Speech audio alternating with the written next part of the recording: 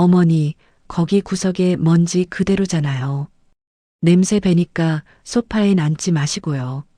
신축 아파트의 거실, 며느리는 손가락 하나 까딱하지 않은 채 땀 흘려 바닥을 닦는 시어머니를 향해 코를 쥐었습니다. 아우, 노인네 냄새 때문에 숨 막혀 죽는 줄 알았네. 그 모욕적인 한마디가 현관문 밖으로 쫓겨난 어머니의 가슴에 비수처럼 꽂혔습니다. 전 재산을 털어 마련해 준 집, 그리고 자식을 위해 굽혔던 허리. 하지만 닫힌 문 너머로 들려오는 아들의 웃음소리에 그녀는 더 이상 헌신적인 어머니로 남지 않기로 결심합니다. 김비서, 내 계획 당장 실행해. 놈들에게 준 모든 걸 회수한다. 가장 낮은 곳에서 가장 높은 곳으로 한 여인의 서늘한 반격이 시작됩니다.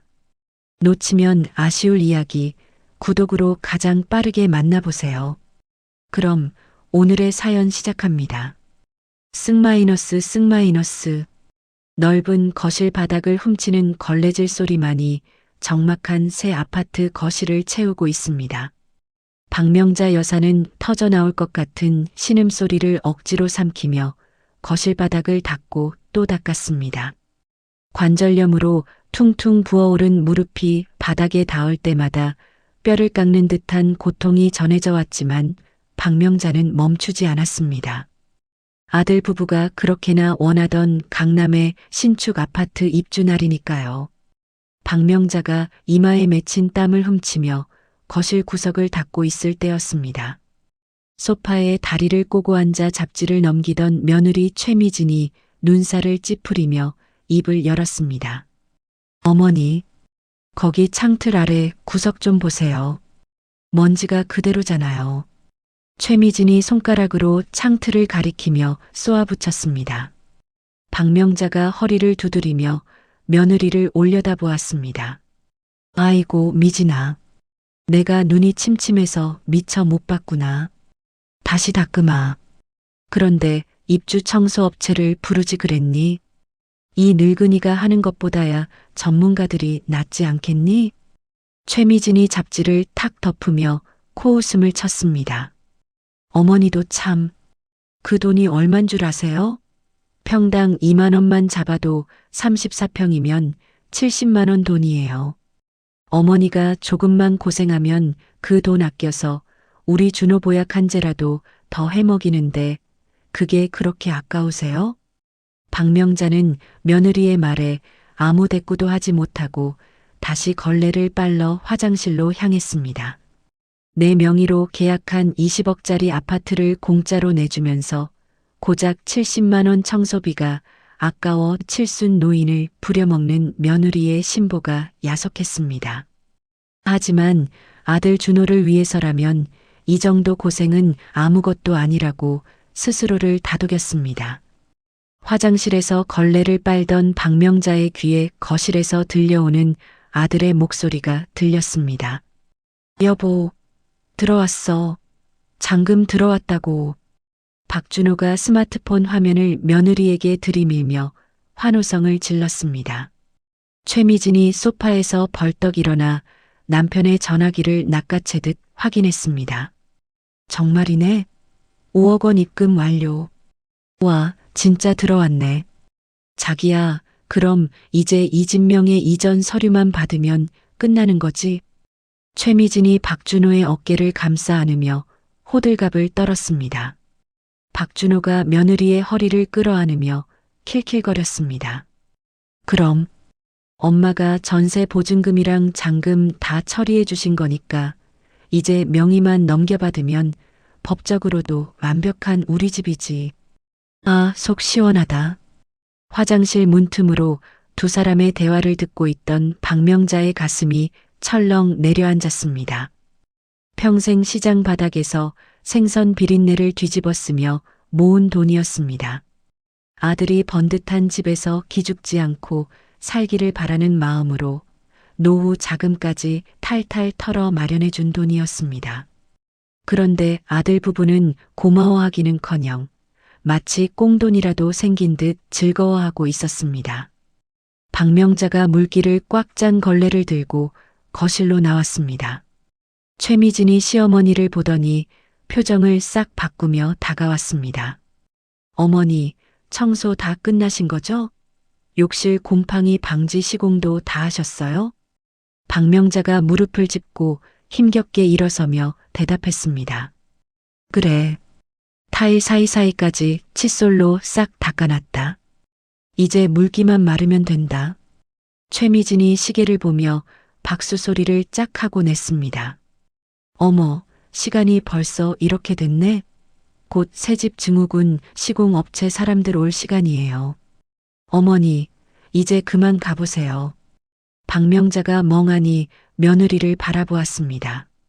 점심이라도 한 그릇 얻어먹을 줄 알았던 기대가 무색해지는 순간이었습니다. 벌써 가라고? 아침부터 물 한 모금 못 마시고 일했는데 밥이라도 한술 뜨고 가야지. 박명자의 말에 박준호가 귀찮다는 듯 인상을 쓰며 끼어들었습니다. 아, 엄마. 우리도 지금 정신없어. 이삿짐 정리도 덜 됐고 시공업체 사람들 오면 먼지 날리고 복잡해. 밥은 나중에 우리가 따로 사드릴게. 네. 최미진이 현관문을 활짝 열어젖히며 거들었습니다. 그래요, 어머니. 그리고 솔직히 말씀드리면 어머니 옷에서 시장 냄새가 너무 나요. 새 소파에 냄새 배면 빠지지도 않는데 좀 곤란하잖아요. 박명자는 자신의 낡은 몸빼 바지와 늘어난 티셔츠 냄새를 맡아보았습니다. 땀 냄새와 락스 냄새가 섞여 있긴 했지만 며느리가 말하는 시장 냄새 같은 건 나지 않았습니다. 하지만 며느리의 눈빛에는 명백한 경멸이 담겨 있었습니다. 박명자는 더 이상 그 자리에 서 있을 수가 없었습니다. 마치 죄인이라도 된 것처럼 쫓기듯 현관을 나서는 박명자의 등 뒤로 최미진의 날카로운 목소리가 날아와 박혔습니다. 어머니, 가시는 길에 복도에 흘린 물기도 좀 닦고 가세요. 입주민들 미끄러지면 우리 책임이니까요. 쾅 마이너스. 육중한 현관문이 닫히는 소리가 박명자의 심장을 때렸습니다. 박명자는 닫힌 문 앞에 멍하니 서 있었습니다. 복도 센서 등이 꺼지자 어둠이 그녀를 덮쳤습니다. 그때였습니다. 방음이 잘 된다던 신축 아파트 현관문 너머로 아들 부부의 웃음소리가 새어나왔습니다. 아우, 속 시원해. 늙은이 냄새 때문에 숨 막혀 죽는 줄 알았네. 최미진의 하이톤 목소리였습니다. 이어지는 아들 박준호의 대답이 박명자의 귀를 의심케 했습니다. 그러게, 엄마는 왜 저렇게 궁상맞게 사는지 몰라. 돈 좀 줬으면 됐지. 굳이 와서 청소하겠다고 설치는 꼴이라니. 이제 명예 넘어오면 당분간 연락받지 말자. 귀찮아. 당연하지. 안 그래도 이번 주말에 친구들 초대해서 집들이 하기로 했어. 어머니 오시면 분위기 망치니까 절대 오지 말라고 해. 두 사람의 깔깔거리는 웃음소리가 복도를 울렸습니다. 박명자는 떨리는 손으로 현관문 손잡이를 잡으려다 멈췄습니다. 다리가 후들거려 서 있을 수조차 없었습니다. 엘리베이터를 타고 1층으로 내려온 박명자는 아파트 단지 내 벤치에 힘없이 주저앉았습니다. 화단에 핀 철쭉꽃이 흐릿하게 보였습니다. 눈물이 고여서가 아니었습니다. 머릿속이 하얗게 비어버린 것 같은 충격 때문이었습니다. 박명자는 자신의 갈라진 손등을 내려다보았습니다. 겨울이면 동상에 걸려 진물이 나고 여름이면 생선가시에 찔려 골마 터지던 손이었습니다. 이 손으로 아들을 키웠습니다. 이 손으로 번 돈으로 아들을 대학에 보내고 장가를 보내고 집까지 사주었습니다. 그런데 돌아온 것은 시장 냄새나는 늙은이라는 조롱뿐이었습니다. 내가 헛살았구나. 박명자의 입에서 탄식 같은 혼잣말이 흘러나왔습니다. 지나가는 초등학생들이 벤치에 앉은 박명자를 힐끔거리며 지나갔습니다. 행색이 초라한 할머니가 넋을 놓고 앉아 있으니 이상하게 보였을 겁니다. 하지만 박명자의 눈빛은 조금 전과는 달라져 있었습니다. 허무함과 슬픔으로 가득 찼던 눈동자에 서늘한 냉기가 돌기 시작했습니다. 그녀는 품속 깊은 곳에서 낡은 폴더폰이 아닌 최신형 스마트폰을 꺼냈습니다. 자식들에게는 노인이가 무슨 스마트폰이냐며 숨겨두었던 업무용 비상 연락망이었습니다. 박명자가 떨리지만 단호한 손가락으로 단축번호 1번을 눌렀습니다. 신호가 가기 무섭게 상대방이 전화를 받았습니다. 네, 회장님. 김 비서입니다. 입주 청소는 잘 마치셨습니까? 수화기 너머로 들려오는 김 비서의 정중한 목소리에 박명자가 입술을 깨물었습니다. 그녀는 잠시 숨을 고르더니 한 번도 자식들에게 보여주지 않았던 차가운 목소리로 명령했습니다. 김 비서, 지금 당장 차 대기시켜. 그리고 내 계획 당장 실행해. 네, 회장님, 계획이라면 설마. 김 비서가 당황한 듯 말을 잇지 못했습니다. 박명자가 아들이 사는 15층 베란다를 올려다보며 나직하게 의졸였습니다. 그래, 플랜 B야. 놈들에게 들어간 내 명의의 모든 자산, 그리고 놈들이 누리고 있는 모든 혜택, 법적으로 남김없이 회수한다. 하나도 남기지 말고 싹 다. 알겠습니다. 즉시 처리하겠습니다. 지금 어디 계십니까? 아파트 정문 벤치다. 당장 와. 전화를 끊은 박명자가 자리에서 일어났습니다. 무릎의 통증은 더 이상 느껴지지 않았습니다. 그녀의 가슴 속에는 오직 배신감과 처절한 응징에 대한 의지만이 불타오르고 있었습니다.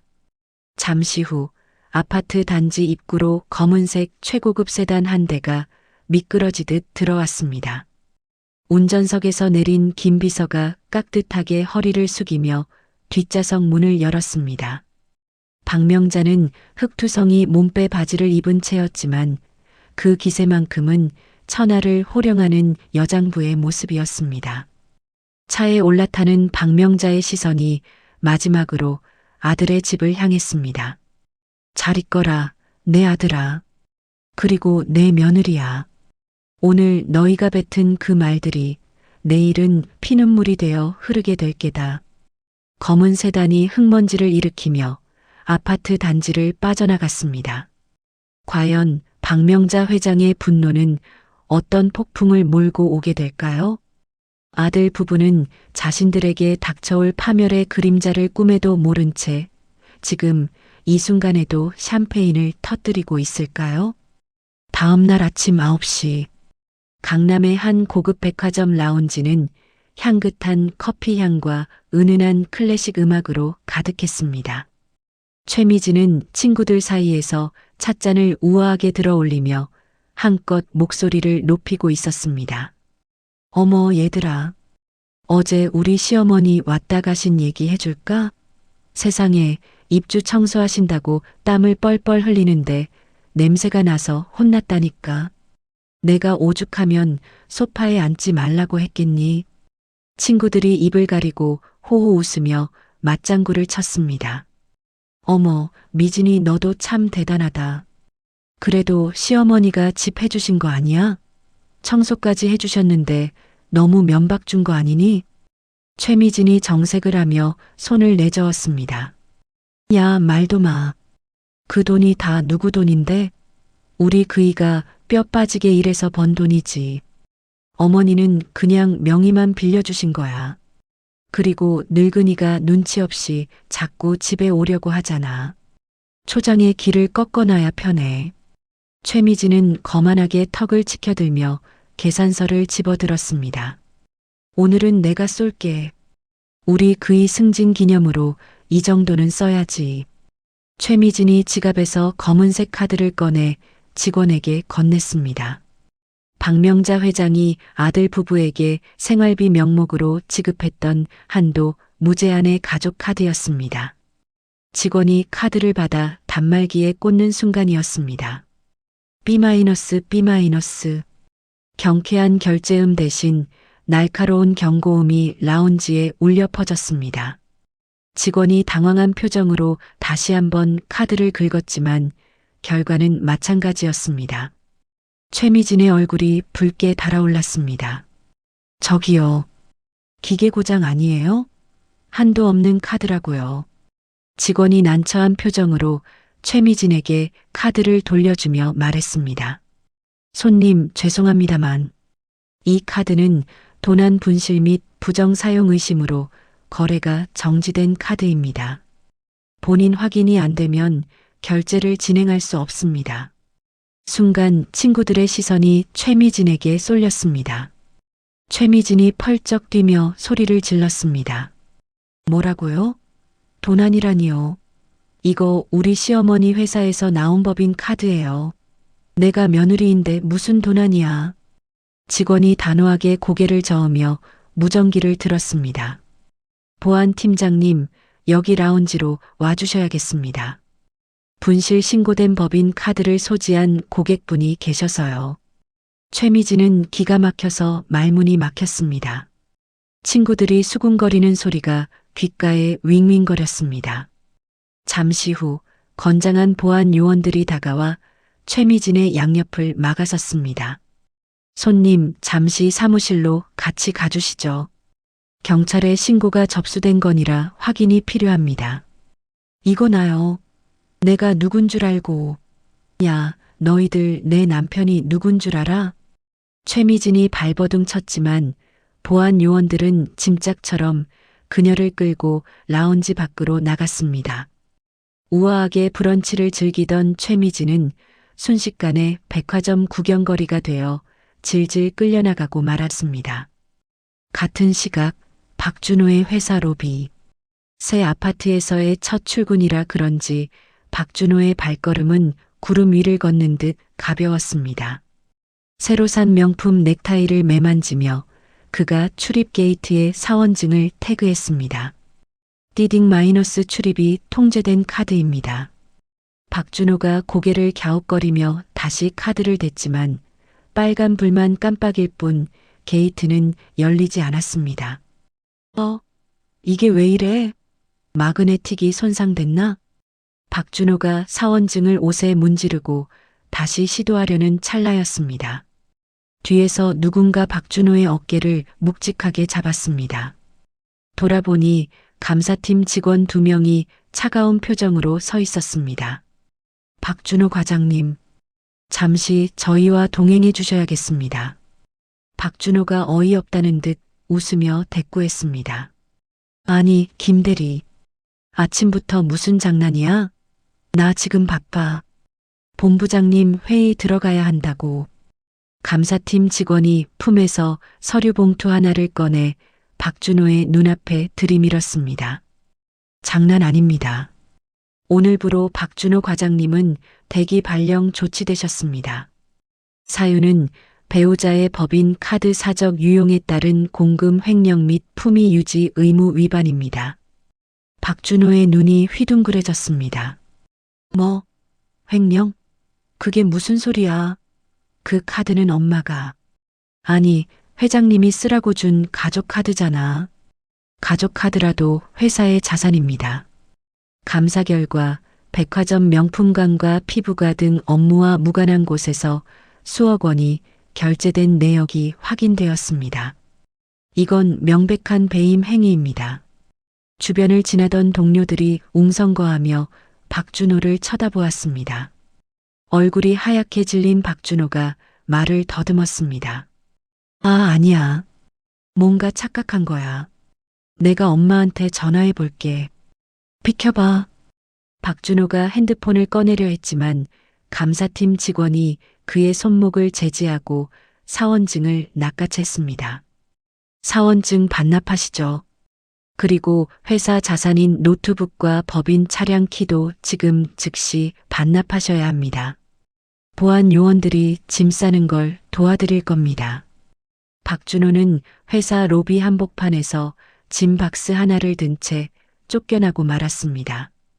회사의 실세라며 거들먹거렸던 그의 위신은 바닥으로 추락했습니다.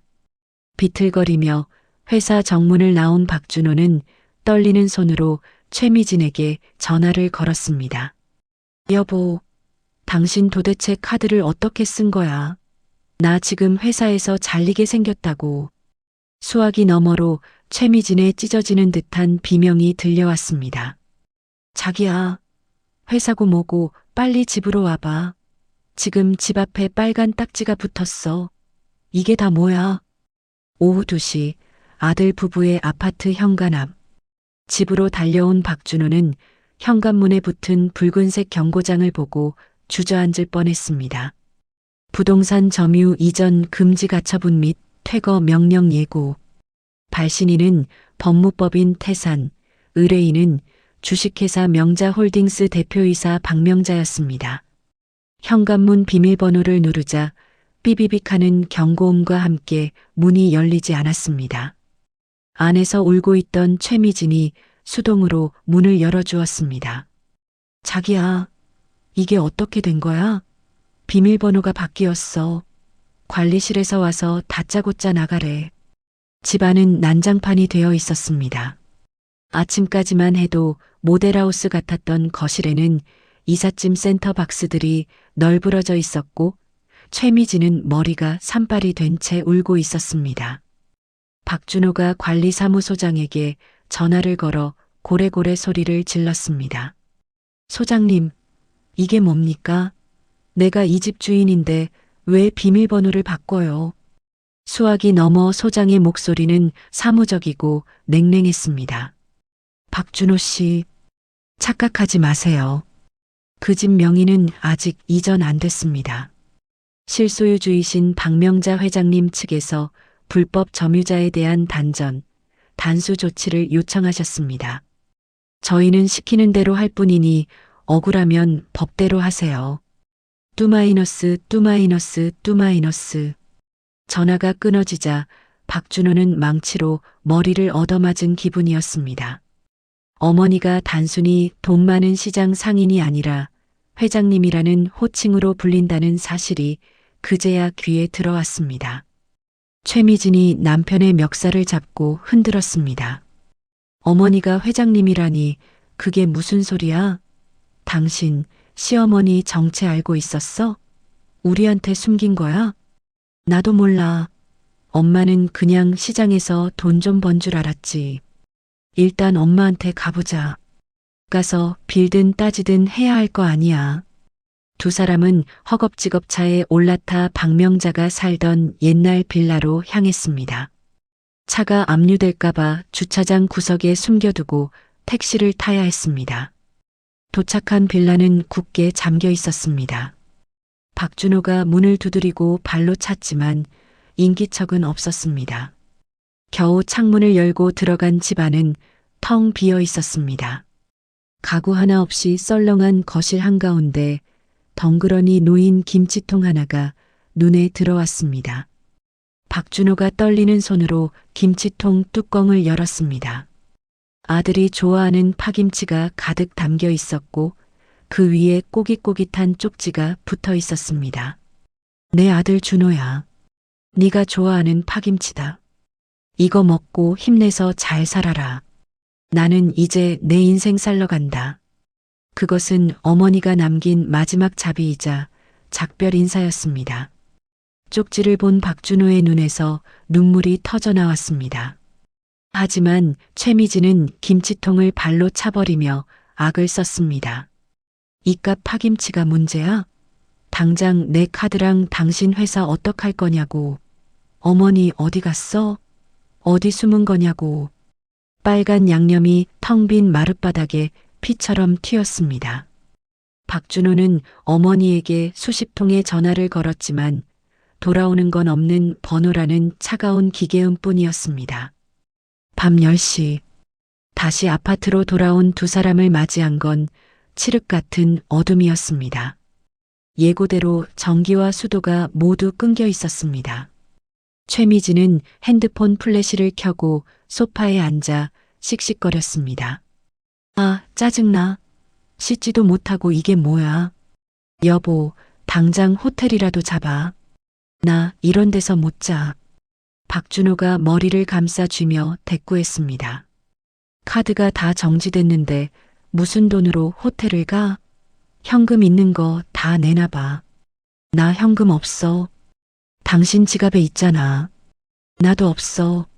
아침에 쫓겨나면서 지갑도 회사에 두고 왔단 말이야. 두 사람은 어둠 속에서 서로를 노려보았습니다. 불과 하루 전만 해도 샴페인을 터뜨리며 행복해했던 부부였습니다. 하지만 돈줄이 끊기자마자 그들의 사랑은 바닥을 드러내고 있었습니다. 최미진이 핸드폰 불빛을 남편의 얼굴에 비추며 소리쳤습니다.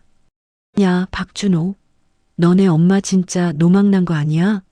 자식한테 어떻게 이래? 이거 다 쇼지? 우리 길들이려고 쇼하는 거지? 박준호가 아내의 손을 거칠게 쳐냈습니다. 말 조심해. 너 아침에 엄마한테 뭐라고 했어? 냄새난다고 했다며? 네가 그렇게 싸가지 없이 구니까 엄마가 화난 거 아니야. 뭐? 싸가지? 너 말 다 했어? 그러는 너도 엄마 냄새난다고 낄낄거렸잖아. 이제 와서 효자인 척하지 마. 어둠 속에서 고성이 오갔습니다. 서로의 치부를 찌르는 비난이 화살처럼 날아다녔습니다. 박준호는 바닥에 주저앉아 캄캄한 천장을 올려다보았습니다. 어머니가 땀 흘리며 닦았던 그 천장이 이제는 그를 짓누르는 거대한 감옥처럼 느껴졌습니다. 과연 이 어둠은 언제 끝날까요? 아니, 어쩌면 이것은 더 큰 불행의 서막에 불과한지도 모릅니다.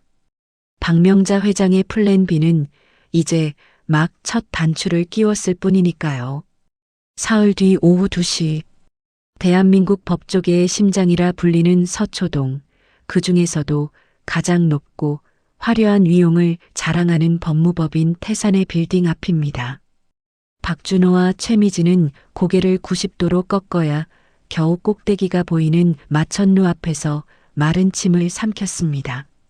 사흘 동안 씻지도 못하고 전전긍긍한 탓에 두 사람의 몰골은 초라하기 그지없었습니다.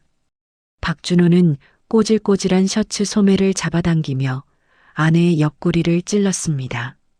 여보, 여기 맞아? 태산이면 수임료만 기본 몇 천만 원이라던데. 우리가 감당할 수 있어?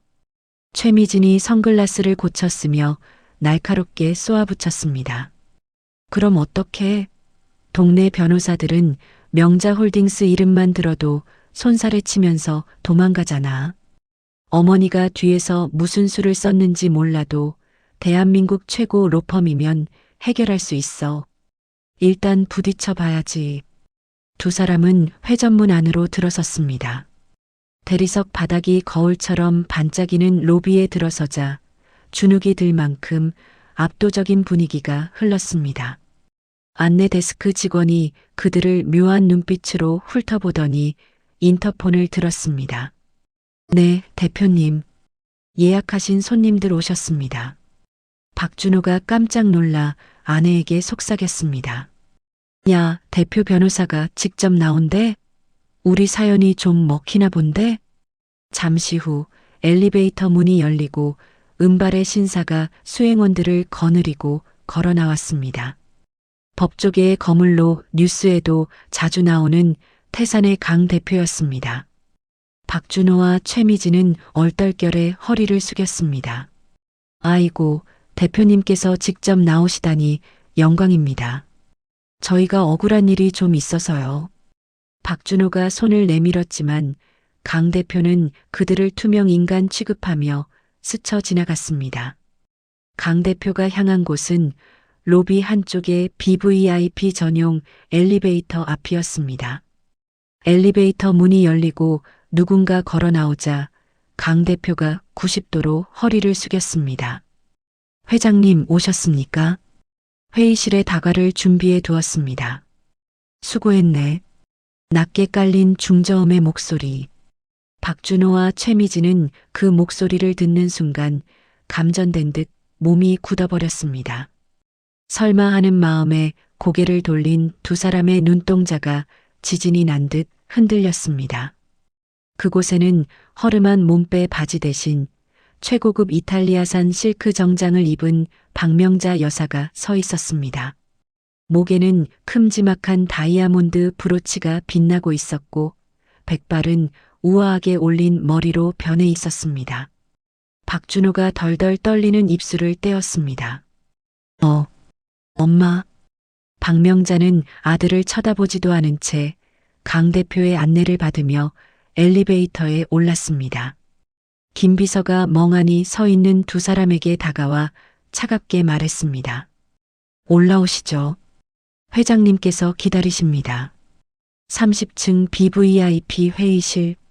한강이 한눈에 내려다 보이는 통유리 창을 등지고 박명자가 상석에 앉아 있었습니다. 그녀가 찻잔을 내려놓는 달그락 소리가 적막한 회의실을 울렸습니다. 박준호와 최미진은 죄인처럼 고개를 숙인 채 소파 끝에 엉덩이만 걸치고 앉아 있었습니다. 박명자가 찻잔을 김 비서에게 건네며 입을 열었습니다. 변호사 선임하러 왔다면서? 어디 한번 드러나 보자. 뭐가 그리 억울해서 이 비싼 곳까지 왔니? 최미진이 눈치를 살피다가 억지 웃음을 지으며 말했습니다. 아유 어머니. 아니 회장님. 저희가 뭘 알겠어요. 그냥 어머니랑 연락이 안 되니까 답답해서. 회장님이라. 이제야 내가 좀 다르게 보이니? 박명자의 싸늘한 미소에 최미진이 입을 다물었습니다. 박명자가 김 비서에게 눈짓을 하자 김 비서가 두툼한 서류 봉투를 탁자 위에 던지듯 내려놓았습니다. 툭! 봉투 안에서 서류들이 쏟아져 나왔습니다. 증여 무효 소송 소장, 부당이득 반환 청구 소송, 그리고 조건부 증여 계약서 원본이었습니다. 박준호가 계약서를 집어들고 내용을 훑어보다가 비명을 질렀습니다. 이게 뭐야? 효도 계약서? 박명자가 차갑게 설명했습니다. 기억 안 나니? 네가 아파트 계약할 때 내가 서류 많다고 이것저것 찍으라고 했었지. 그때 네가 엄마 거니까 다 찍어 하면서 지장 찍었던 그 종이다. 박준호의 머릿속에 3개월 전의 기억이 스쳐 지나갔습니다. 부동산에서 귀찮다며 서류 내용을 보지도 않고 붉은 인주를 묻혀 꾹꾹 눌러대던 자신의 모습이 떠올랐습니다. 제이조. 수증자 박준호는 증여자 박명자에게 충실히 부양의 의무를 다해야 하며 이를 어길 시 증여받은 모든 재산을 즉시 반환한다. 박준호가 덜덜 떨며 문구를 읽어 내려갔습니다. 박명자가 혀를 차며 말했습니다. 나는 평생을 장사치로 살았다. 계약서 한 장 없이 20억을 그냥 줄 만큼 어리숙한 위인이 아니야. 너희가 며칠 전 나에게 했던 짓거리들, 그게 바로 계약 위반이다. 내 집에서 나가고 내 차 반납하고 그동안 내가 대준 생활비 5년치 이자까지 쳐서 다 토해내라. 최미진이 참다 못해 벌떡 일어났습니다. 말도 안 돼. 이건 사기예요. 어머니가 일부러 함정을 판 거잖아요. 함정? 내가 너희한테 냄새난다고 쫓아내라고 시켰냐? 내가 너희한테 폐륜을 저지르라고 등을 떠밀었어? 박명자의 호통이 회의실을 쩌렁쩌렁 울렸습니다. 최미진이 움찔하며 뒤로 물러섰지만 도끼는 사라지지 않았습니다. 박명자는 자리에서 일어나 창가로 다가갔습니다. 그녀의 뒷모습에서 거대한 산과 같은 위압감이 뿜어져 나왔습니다. 나는 시장 바닥에서 생선 내장만 만진 게 아니다. 명동 사채 시장에서 굴러먹으며 투자회사를 일궜어. 너희 같은 애송이들이 덤빌 상대가 아니란다. 내가 가난한 척했던 건 돈 냄새만 맡고 꼬이는 파리떼가 싫어서였고 내 자식만큼은 돈보다 사람을 먼저 보길 바랐기 때문이야. 그런데 결과가 참담하구나. 박준호가 바닥에 무릎을 꿇으며 기어갔습니다. 그는 어머니의 다리를 붙잡고 오열하기 시작했습니다. 엄마, 내가 잘못했어. 내가 미쳤었나 봐. 용서해줘, 엄마. 나 회사에서도 잘리고 갈 데도 없어. 경호원들이 즉각 달려들어 박준호를 떼어내 바닥에 제압했습니다. 박명자는 옷자락에 묻은 아들의 눈물을 손수건으로 털어내며 내려다보았습니다. 그 눈빛에는 일말의 연민도 남아있지 않았습니다. 늦었다. 기회는 입주 청소하던 그날 내가 현관문을 나서기 전까지였다. 너희는 그 문을 닫으면서 너희들의 운명도 닫아버린 거야. 그때였습니다. 구석에 서 있던 최미진이 핸드폰을 꺼내 들고 동영상을 찍기 시작했습니다. 그녀의 눈빛이 표독스럽게 변해 있었습니다. 좋아요. 갈 때까지 가보자고요. 어머니, 아니 박 회장님? 이거 지금 라이브 방송으로 다 나가고 있어요. 재벌 회장이 며느리랑 아들 굶겨 죽이려고 갑질하는 거 세상 사람들이 알면 어떻게 될까요? 박준호가 놀라서 아내를 말리려 했지만 최미진은 멈추지 않았습니다. 여러분 보세요. 이 노인네가 치매가 와서 자기 자식들을 거지로 만들고 있어요. 재산사회 환원한다고 협박하면서 우리를 길거리에 나앉게 했다고요. 최미진은 카메라 렌즈를 박명자의 얼굴에 들이대며 악을 썼습니다. 강 대표와 변호사들이 당황하여 막으려 했지만 박명자가 손을 들어 제지했습니다. 박명자는 카메라 렌즈를 정면으로 응시하며 섬뜩한 미소를 지었습니다. 그래, 어디 한번 해봐라. 네가 파놓은 무덤에 누가 먼저 들어가는지 보자꾸나. 박명자는 김비서에게 눈짓을 보냈습니다. 김비서는 고개를 끄덕이며 양복 안주머니에서 USB 하나를 꺼내 들었습니다.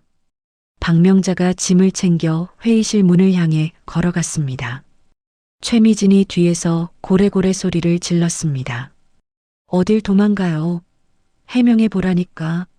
당신이 그러고도 엄마야? 늙은이가 돈 좀 있다고 유세 떨면 다야? 박명자는 문고리를 잡고 잠시 멈칫했습니다. 그녀는 뒤를 돌아보지 않은 채 낮고 서늘한 목소리로 마지막 경고를 남겼습니다. 내일 아침 9시 기대하마. 네가 쏘아 올린 그 작은 공이 너희를 어떻게 박살내는지 똑똑히 보여주마. 쾅 마이너스. 육중한 회의실 문이 닫혔습니다. 방 안에 남겨진 것은 악에 바친 며느리의 거친 숨소리와 바닥에 엎드려 흐느끼는 아들의 통곡 소리뿐이었습니다. 박준호는 본능적으로 느꼈습니다. 어머니가 나가면서 남긴 그 경고가 단순한 말이 아니라 사형 선고나 다름없다는 것을요. 과연 최미진의 폭로전은 박 회장에게 타격을 줄 수 있을까요? 아니면 박 회장이 준비한 내일 아침 9시의 반격이 그들을 기다리고 있을까요? 돌이킬 수 없는 파국을 향해 달리는 폭주기관차 같은 그들의 운명이 궁금해집니다. 다음 날 아침 8시 50분, 박명자 회장의 회사인 명자홀딩스 사옥 앞은 벌집을 쑤셔놓은 듯 시끄러웠습니다. 최미진이 인터넷 커뮤니티에 올린 폭로 예고 글을 보고 몰려든 유튜버들과 연예부 기자들이 진을 치고 있었기 때문이죠. 마스크와 모자로 얼굴을 가린 최미진이 카메라 앞에 섰습니다. 그녀는 일부러 화장기 없는 창백한 얼굴에 며칠간 씻지 못해 떡진 머리를 그대로 드러내며 비련의 여주인공 흉내를 냈습니다. 여러분, 흑흑, 제 시어머니는, 아니, 박 회장은 악마입니다. 카메라 플래시가 번개처럼 터지자 최미진이 고개를 푹 숙이며 흐느꼈습니다. 치매 기운이 있으셔서 저희가 지극정성으로 모셨어요. 그런데 재산이 아까우셨는지 멀쩡한 아들과 며느리를 도둑으로 몰아 길거리로 내쫓았습니다. 지금 저희는 갈 곳도 없이 찜질방을 전전하고 있어요. 이게 대한민국 재벌의 민낯입니다. 유튜버들이 흥분해서 실시간 채팅창을 읽어주며 소리쳤습니다. 자, 들으셨죠? 재벌 회장이 친아들 부부를 거지로 만들었답니다. 이거 완전 갑질 아닙니까? 지금 당장 해명해라. 군중들의 분노가 극에 달할 무렵이었습니다. 정각 9시를 알리는 시계탑 종소리가 댕마이너스하고 울렸습니다. 그 순간 사옥 외벽에 설치된 초대형 전광판의 광고 화면이 꺼지고 치직거리는 소리와 함께 새로운 영상이 재생되었습니다. 어머니, 거기 구석에 먼지 그대로잖아요. 냄새 배니까 소파엔 앉지 마시고요. 전광판을 가득 채운 것은 바로 며칠 전 아파트 거실에서 찍힌 고화질 홈캠 영상이었습니다. 영상 속 최미진은 마스크도 쓰지 않은 채 무릎 꿇고 바닥을 닦는 박명자에게 삿대질을 하고 있었습니다. 군중들의 시선이 일제히 전광판으로 쏠렸습니다.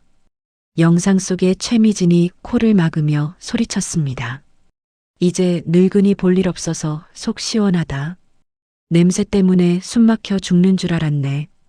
광장에는 찬물을 끼얹은 듯한 정적이 흘렀습니다. 사람들은 전광판 속의 표독스러운 여자와 지금 눈앞에서 피해자 코스프레를 하고 있는 여자가 동일 인물이라는 사실에 경악했습니다. 곧이어 박명자 회장의 목소리가 웅장한 스피커를 통해 흘러나왔습니다. 이것이 팩트다. 판단은 국민 여러분께 맡긴다. 침묵은 순식간에 야유로 바뀌었습니다. 유튜버들이 카메라를 돌려 최미진을 비추며 소리쳤습니다. 아, 당신 뭐야? 시어머니한테 냄새난다고 쫓아내. 그래놓고 지금 피해자라고 우긴 거야? 와, 완전 사기꾼이네. 저거 다 연기였어? 기자들이 마이크를 들이대며 질문 공세를 퍼부었습니다. 당황한 최미진이 뒷걸음질 치며 손을 내저었습니다. 아, 아니에요. 저거 조작이에요. 악마의 편집이라고요. 하지만 성난 군중 중 누군가가 편의점에서 사온 날달걀을 던졌습니다. 펑 마이너스. 노란 달걀 노른자가 최미진의 이마에서 터져 흘러내렸습니다. 아, 뭐야? 누구야? 최미진이 비명을 지르며 주저앉았습니다. 그 모습을 실시간으로 찍고 있던 유튜버들의 방송에는 폐륜 며느리 참교육, 달걀 마사지 꼴 좋다 같은 댓글이 폭주했습니다. 최미진은 얼굴을 감싸 쥐고 도망치듯 인파 속을 뚫고 달렸지만 쏟아지는 야유와 플래시 세례를 피할 수는 없었습니다. 같은 시각 박준호의 회사 대회의실, 징계위원회 테이블에 앉은 박준호는 고개를 들 수 없었습니다. 테이블 위에는 그의 해고 통지서가 놓여 있었습니다. 인사팀장이 싸늘한 목소리로 징계 사유를 낭독했습니다. 박준호 과장, 본인은 물론 배우자의 파렴치한 행각이 전 국민에게 생중계되었습니다. 이로 인해 우리 회사의 이미지는 회복 불가능한 타격을 입었습니다. 박준호가 억울하다는 듯 읍소했습니다. 전무님, 한 번만 봐주십시오.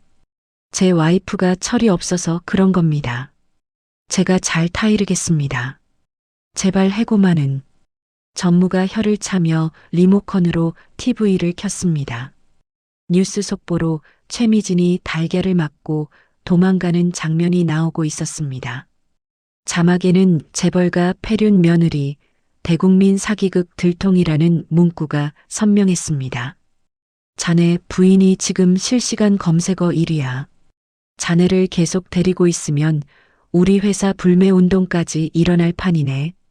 퇴직금은 법인 카드 횡령액 변제 처리했으니 빈손으로 나가게.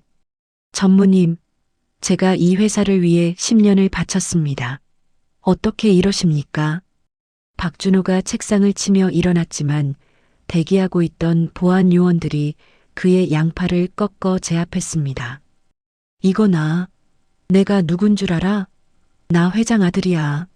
명자 홀딩스 후계자라고.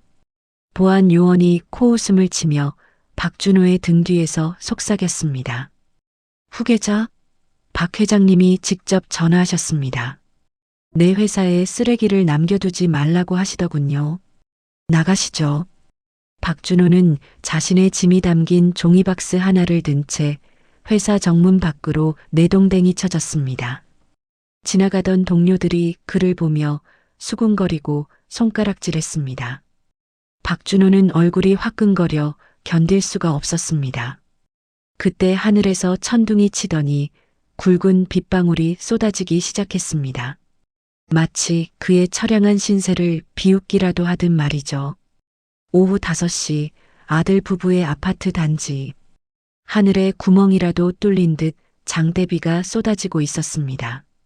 법원 집행관들이 아파트 현관문을 강제로 개방하고 들이닥쳤습니다. 집 안에 숨어있던 최미진이 현관을 막아서며 악을 썼습니다. 못 나가. 내 집이야.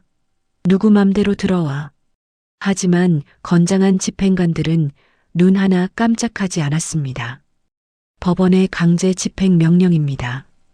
방해하시면 공무집행 방해로 체포될 수 있습니다. 비키세요. 집행관들이 가구마다 빨간 압류 딱지를 붙이기 시작했습니다. 최미진이 아끼던 명품 가방, 모피 코트, 심지어 아끼던 화장대까지 붉은 딱지로 도배가 되었습니다. 박준호가 비를 쫄딱 맞고 들어오다가 그 광경을 보고 털썩 주저앉았습니다. 끝났어. 다 끝났다고. 집행관들이 두 사람의 등을 떠밀었습니다. 자, 퇴거 조치합니다. 나가세요. 두 사람은 신발도 제대로 신지 못한 채 쫓겨났습니다. 고급 아파트 단지 입구, 비를 피할 곳도 없는 길가에 두 사람은 덩그러니 버려졌습니다. 최미진은 달걀 냄새와 비 냄새가 섞인 꼴로 바닥을 치며 울부짖었습니다. 으앙, 이게 뭐냐고. 내 인생 돌려내. 야 박준호, 너 가서 엄마한테 빌어. 어떻게든 해보라고. 박준호는 넋이 나간 사람처럼 빗물인지 눈물인지 모를 것을 흘리며 고개를 저었습니다. 다 틀렸어. 엄마는 우릴 버렸어. 그때였습니다. 어둠 속에서 헤드라이트 불빛이 두 사람을 비췄습니다. 검은색 최고급 세단이 빗물을 가르며 천천히 다가왔습니다. 박준호가 벌떡 일어났습니다. 그 차는 어머니의 차였습니다. 엄마, 엄마. 박준호가 차를 향해 달려가 창문을 두드렸습니다. 엄마, 나 준호야. 문 좀 열어줘. 우리 잘못했어. 제발. 최미진도 달려와 차체에 매달렸습니다. 어머니, 제가 죽을 죄를 졌어요. 한 번만 살려주세요. 며느리 불쌍하지도 않으세요? 스르르 마이너스. 뒷좌석에 짙은 선팅 창문이 천천히 내려갔습니다. 차 안에는 따뜻한 조명 아래 박명자 회장이 무릎 담요를 덮고 앉아 있었습니다. 그녀의 시선은 비에 젖은 아들과 며느리를 향했지만 그 눈빛은 길가에 버려진 쓰레기를 보는 듯 건조하고 차가웠습니다. 박준호가 창틀을 잡으며 애원했습니다. 엄마, 우리 춥고 배고파. 갈 데도 없어. 집 비밀번호만이라도 알려줘. 응?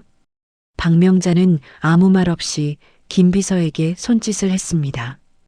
김비서가 서류 봉투 하나를 창밖으로 던졌습니다. 철퍼덕. 서류 봉투가 빗물 웅덩이에 떨어져 젖어갔습니다.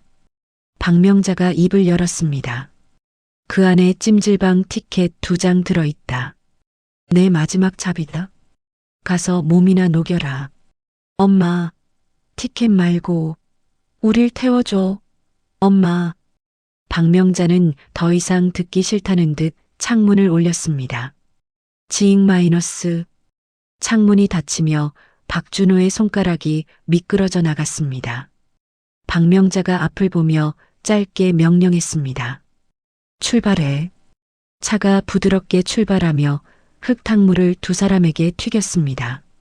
멀어지는 차의 미등을 보며 박준호는 진흙탕에 얼굴을 묻고 통곡했습니다. 최미진은 바닥에 떨어진 찜질방 티켓을 주워들고 부들부들 떨었습니다. 이 독한 노인네. 진짜 우리를 버렸어. 최미진이 남편의 등을 발로 걷어찼습니다. 일어나, 병신아. 울면 다야. 내 엄마가 우리를 죽이려는데 너는 울기만 해? 박준호가 진흙범벅이 된 얼굴로 아내를 노려보았습니다. 너 때문이야. 네가 냄새난다고만 안 했어도, 네가 기자들만 안 불렀어도. 두 사람은 쏟아지는 폭우 속에서 서로의 머리채를 잡고 뒤엉켜 싸우기 시작했습니다. 지나가는 차들이 경적을 울리며 그들을 피해갔습니다. 한때 강남의 고급 아파트에 살던 부부는 이제 길거리의 취객보다 못한 신세로 전락하고 말았습니다. 하지만 이것은 단순한 몰락이 아니었습니다. 박명자 회장이 내린 참교육의 서막이자 그들이 저지른 업보의 대가였습니다. 과연 이 빗속의 진흙탕 싸움 끝에 그들을 기다리는 것은 무엇일까요? 그리고 박명자 회장은 텅 빈 마음을 무엇으로 채우게 될까요? 한 달 뒤, 으리으리한 성북동 저택의 거실에는 정막만이 감돌고 있었습니다. 복수는 성공했습니다. 아들 부부는 거리로 나앉았고 그들이 누리던 모든 것은 제자리로 돌아왔습니다. 하지만 박명자 회장의 마음속에는 뻥 뚫린 구멍 사이로 황소바람이 불어닥치는 것만 같았습니다. 박명자는 최고급 가죽 소파에 앉아 멍하니 창밖을 바라보았습니다. 정원사가 잘 갖고 놓은 정원은 그림처럼 아름다웠지만 사람의 온기라고는 찾아볼 수 없었습니다. 회장님, 식사 준비해 드릴까요? 오늘 특급 호텔 셰프가 와서 송로버섯 요리를 준비했습니다. 김비서가 조심스럽게 물었지만 박명자는 손을 휘저었습니다. 됐다. 입맛 없어. 다 물러가라고 해. 박명자는 자리에서 일어나 드레스룸으로 향했습니다. 화려한 명품 옷들이 즐비한 옷장 구석에서 그녀는 낡은 몸빼 바지와 늘어난 티셔츠를 꺼내 입었습니다. 그러고는 벙거지 모자를 눌러쓰고 몰래 저택 뒷문을 빠져나왔습니다. 숨막히는 황금 감옥에서 탈출해 사람 냄새가 그리웠기 때문입니다. 남대문 시장 뒷골목. 시끌벅적한 소음과 구수한 순대 냄새가 박명자의 코끝을 자극했습니다. 그녀가 들어선 곳은 허름한 할매 국밥집이었습니다. 점심시간이 지나 한산했지만 가게 안은 삶의 열기로 후끈거렸습니다. 박명자가 구석자리에 앉아 국밥 한 그릇을 시키고 멍하니 앉아있을 때였습니다. 할머니, 여기 물수건이랑 물 드세요. 오늘 날씨 덥죠? 맑고 씩씩한 목소리가 들려왔습니다. 고개를 들어보니 앳된 얼굴의 아가씨가 쟁반을 들고 환하게 웃고 있었습니다. 이름표에는 윤서연이라는 세 글자가 적혀 있었습니다. 박명자는 무뚝뚝하게 고개를 끄덕였습니다. 그래, 고맙다. 국밥이나 한 그릇 빨리 다오. 잠시 후 윤서연이 김이 모락모락 나는 뚝배기를 식탁에 내려놓았습니다. 그런데 쟁반 위에는 주문하지 않은 수육 반 접시가 함께 놓여 있었습니다. 박명자가 의아한 눈으로 쳐다보자 서연이 귓속말로 속삭였습니다. 할머니, 이거 사장님 몰래 드리는 서비스예요. 할머니 보니까 시골에 계신 우리 할매 생각나서요. 고기 드시고 기운 내세요. 박명자는 순간 가슴이 뭉클해졌습니다. 친자식 놈들은 냄새난다고 내쫓았는데 생판 남인 아가씨가 행색이 초라한 노인에게 고기를 내어주다니요. 박명자가 숟가락을 들며 퉁명스럽게 물었습니다. 학생인가? 젊은 아가씨가 이런 데서 일하기 힘들 텐데. 서연이 이마에 땀을 훔치며 씩 웃었습니다. 힘들긴요. 저 튼튼해요. 낮에는 여기서 일하고 밤에는 편의점 알바해요. 동생 병원비 벌려면 부지런히 뛰어야죠. 그늘 하나 없는 서연의 미소에 박명자는 밥이 목구멍으로 넘어가지 않을 것 같았습니다. 그때였습니다.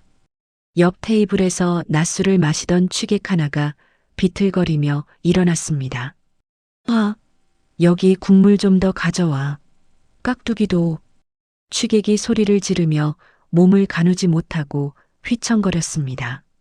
하필이면 그가 짚은 곳은 펄펄 끓는 육수가 담긴 큰 냄비가 올려진 카트였습니다. 기우뚱 마이너스. 거대한 냄비가 중심을 잃고 박명자가 앉은 쪽으로 쏟아지려는 찰나였습니다. 안 돼. 서연이 비명을 지르며 박명자의 앞을 가로막았습니다. 차악 마이너스. 뜨거운 국물이 서연의 가녀린 등과 팔 위로 쏟아졌습니다. 아! 서연이 외마디 비명을 지르며 바닥에 주저앉았습니다. 가게 안은 순식간에 아수라장이 되었습니다. 박명자는 너무 놀라 숨도 쉬지 못했습니다. 자신에게 튀어야 할 국물을 이 조그만 아이가 온몸으로 받아낸 것입니다. 박명자가 떨리는 손으로 서연을 부축했습니다.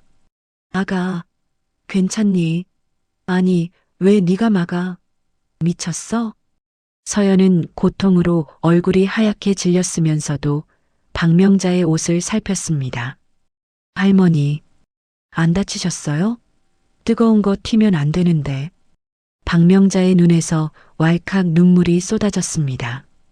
이 바보 같은 거사. 내 팔이 다 익었는데 내 걱정을 해? 당장 병원 가자. 119 불러. 인근 대학병원 응급실.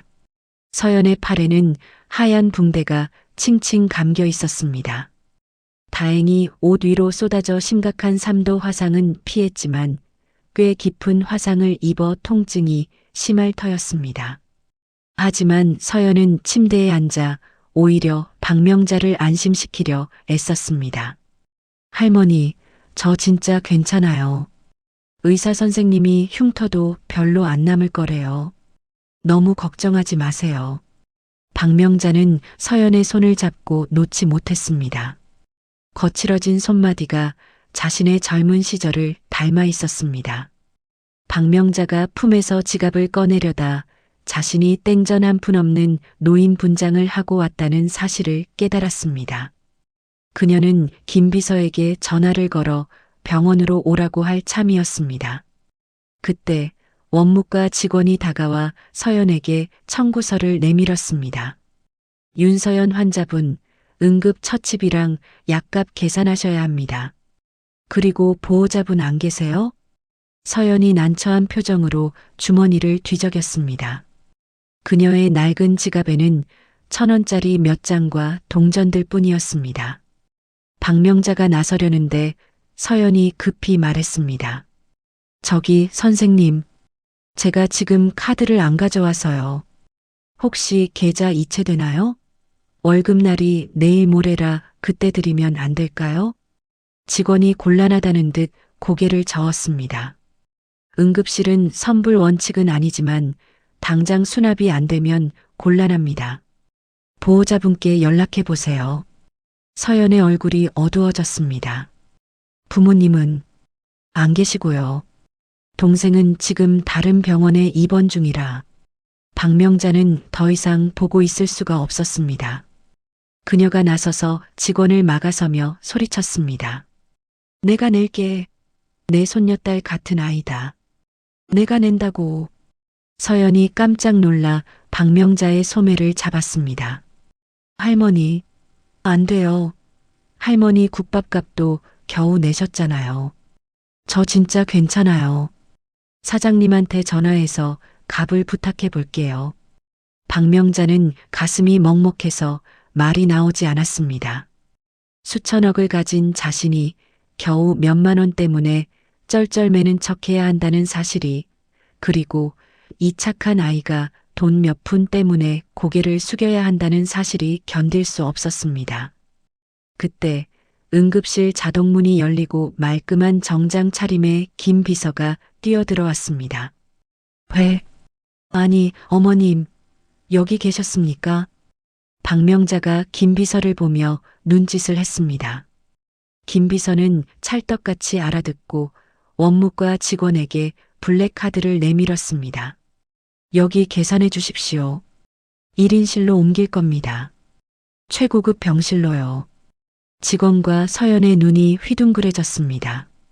김비서가 서연에게 정중히 고개를 숙였습니다. 윤서연 씨 되십니까? 저희 어머님을 구해주셔서 감사합니다. 치료비와 보상은 저희가 전액 책임지겠습니다. 서연이 얼떨떨한 표정으로 박명자를 바라보았습니다. 박명자는 그제야 허리를 펴고 회장으로서의 위험 있는 눈빛을 되찾았습니다. 하지만 그 눈빛은 차갑지 않고 난로처럼 따뜻했습니다. 아가, 많이 놀랐지? 이제 돈 걱정은 하지 마라. 네가 오늘 구한 건 늙은이 하나가 아니라 내 남은 인생이다. 다음 날 오후 병원 VIP 병실. 서연은 눈앞에 펼쳐진 광경을 믿을 수 없었습니다. 호텔 스위트룸 같은 병실 창가에 어제 그 국밥집 할머니가 우아한 옷차림으로 앉아 있었습니다. 박명자가 찻잔을 내려놓으며 부드럽게 웃었습니다. 어서 와라. 밥은 먹었니? 병원 밥이 입에 맞더냐? 서연이 쭈뼛거리며 다가왔습니다. 할머니, 아니 회장님, 이게 다 무슨 일이에요? 저는 그냥 앉거라. 긴장할 것 없다. 박명자가 손짓하자 김비서가 서류 한 장을 서연 앞에 내려놓았습니다. 서연의 신상 명세와 동생의 병원비 체납 내역, 그리고 학자금 대출 내역이 적혀 있었습니다. 서연의 얼굴이 붉어졌습니다.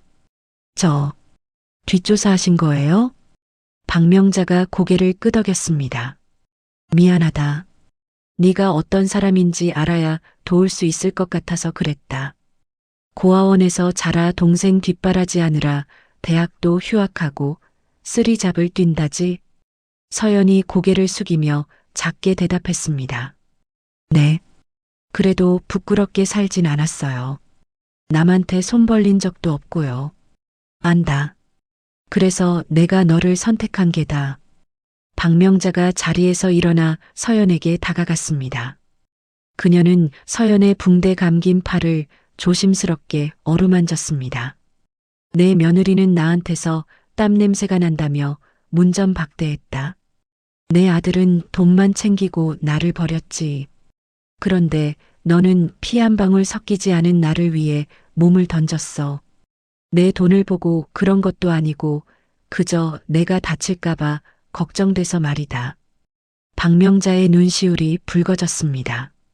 그녀는 서연의 두 손을 꼭 잡고 마치 잃어버린 딸을 찾은 듯한 간절한 목소리로 말했습니다. 서연아, 내 딸이 되어주지 않겠니? 서연이 놀란 토끼 눈을 하며 되물었습니다. 네, 딸이요?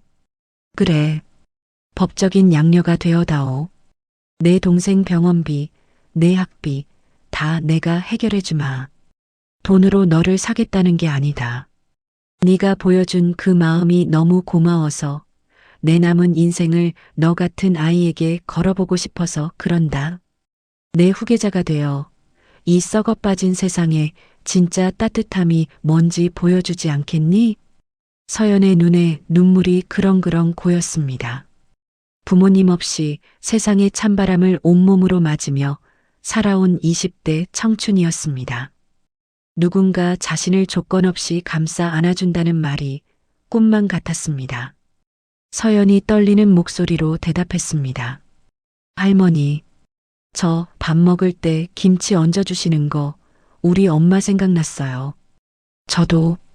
저도 엄마가 필요했어요.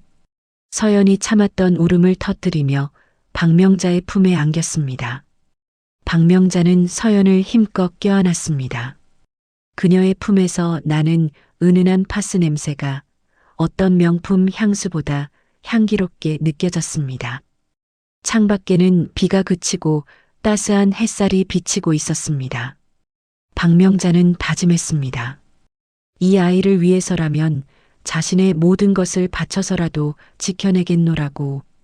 그리고 저 멀리 진흙탕 속에서 허우적대고 있을 아들 부부에게 보여주겠노라고. 진짜 가족은 핏줄이 아니라 이렇게 가슴으로 맺어지는 것이라는 사실을 말입니다. 과연 서연은 재벌가라는 낯선 정글에서 잘 적응할 수 있을까요? 그리고 이 소식을 들은 아들 부부는 또 어떤 악행을 꾸미게 될까요? 새로운 희망과 함께 또 다른 폭풍이 몰려오고 있었습니다. 3년이라는 시간은 강산만 변하게 하는 것이 아니었습니다. 사람의 운명도 송두리째 바꿔놓았지요. 서울 도심이 한눈에 내려다 보이는 명자홀딩스의 회장 집무실. 세련된 정장 차림의 윤서연 대표가 결제 서류를 검토하며 통화를 하고 있었습니다. 네, 김 사장님. 이번 사회적 기업 지원 프로젝트는 예정대로 진행합니다. 수익성보다는 공익성을 우선으로 해주세요. 회장님의 뜻입니다. 전화를 끄는 서연이 서류에 깔끔하게 서명을 마쳤습니다. 과거 국밥집에서 서빙을 하던 앳된 모습은 온데간데 없고 눈빛에는 확신과 여유가 가득했습니다. 소파에 앉아 그 모습을 흐뭇하게 지켜보던 박명자 회장이 찻잔을 내려놓으며 입을 열었습니다. 이제 제법 태가 나는구나. 김 사장 그 깐깐한 양반도 내 말이라면 꼼짝 못하는 걸 보니 말이다. 서연이 수줍게 웃으며 박명자에게 다가와 어깨를 주물렀습니다. 다 어머니 덕분이죠.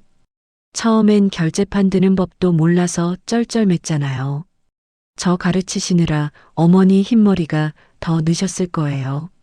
박명자가 서연의 손등을 토닥였습니다. 아니다. 네가 워낙 스펀지처럼 빨아들이니 가르치는 재미가 있었지. 서연아, 오늘 저녁 준비는 다 됐니? 네, 어머니. 호텔 연회장 점검 끝냈고요. 초대 손님 명단도 김 비서님 통해서 확인했어요. 근데 정말 그렇게 발표하셔도 괜찮으시겠어요? 서연의 목소리에 걱정이 묻어났습니다.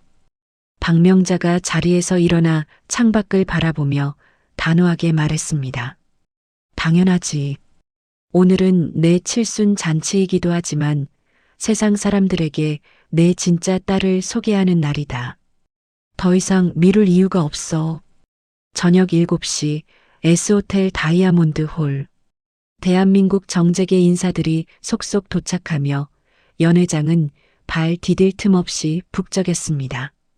화려한 샹들리에 조명이 대리석 바닥에 반사되어 눈부시게 빛났습니다.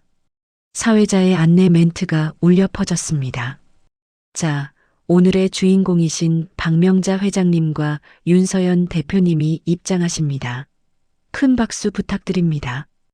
웅장한 음악과 함께 거대한 문이 열렸습니다.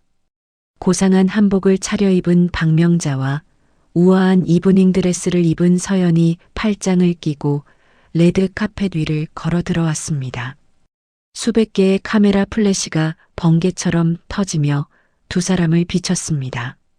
박명자의 얼굴에는 세상을 다 가진 듯한 여유와 행복이 넘쳐 흘렀습니다. 단상에 오른 박명자가 마이크를 잡았습니다. 바쁘신 와중에 이 늙은이의 생일을 축하해 주러 오신 여러분, 감사합니다. 오늘 저는 여러분께 제 인생에서 가장 소중한 사람을 소개하려고 합니다. 박명자가 옆에 선 서연의 손을 꽉 잡았습니다.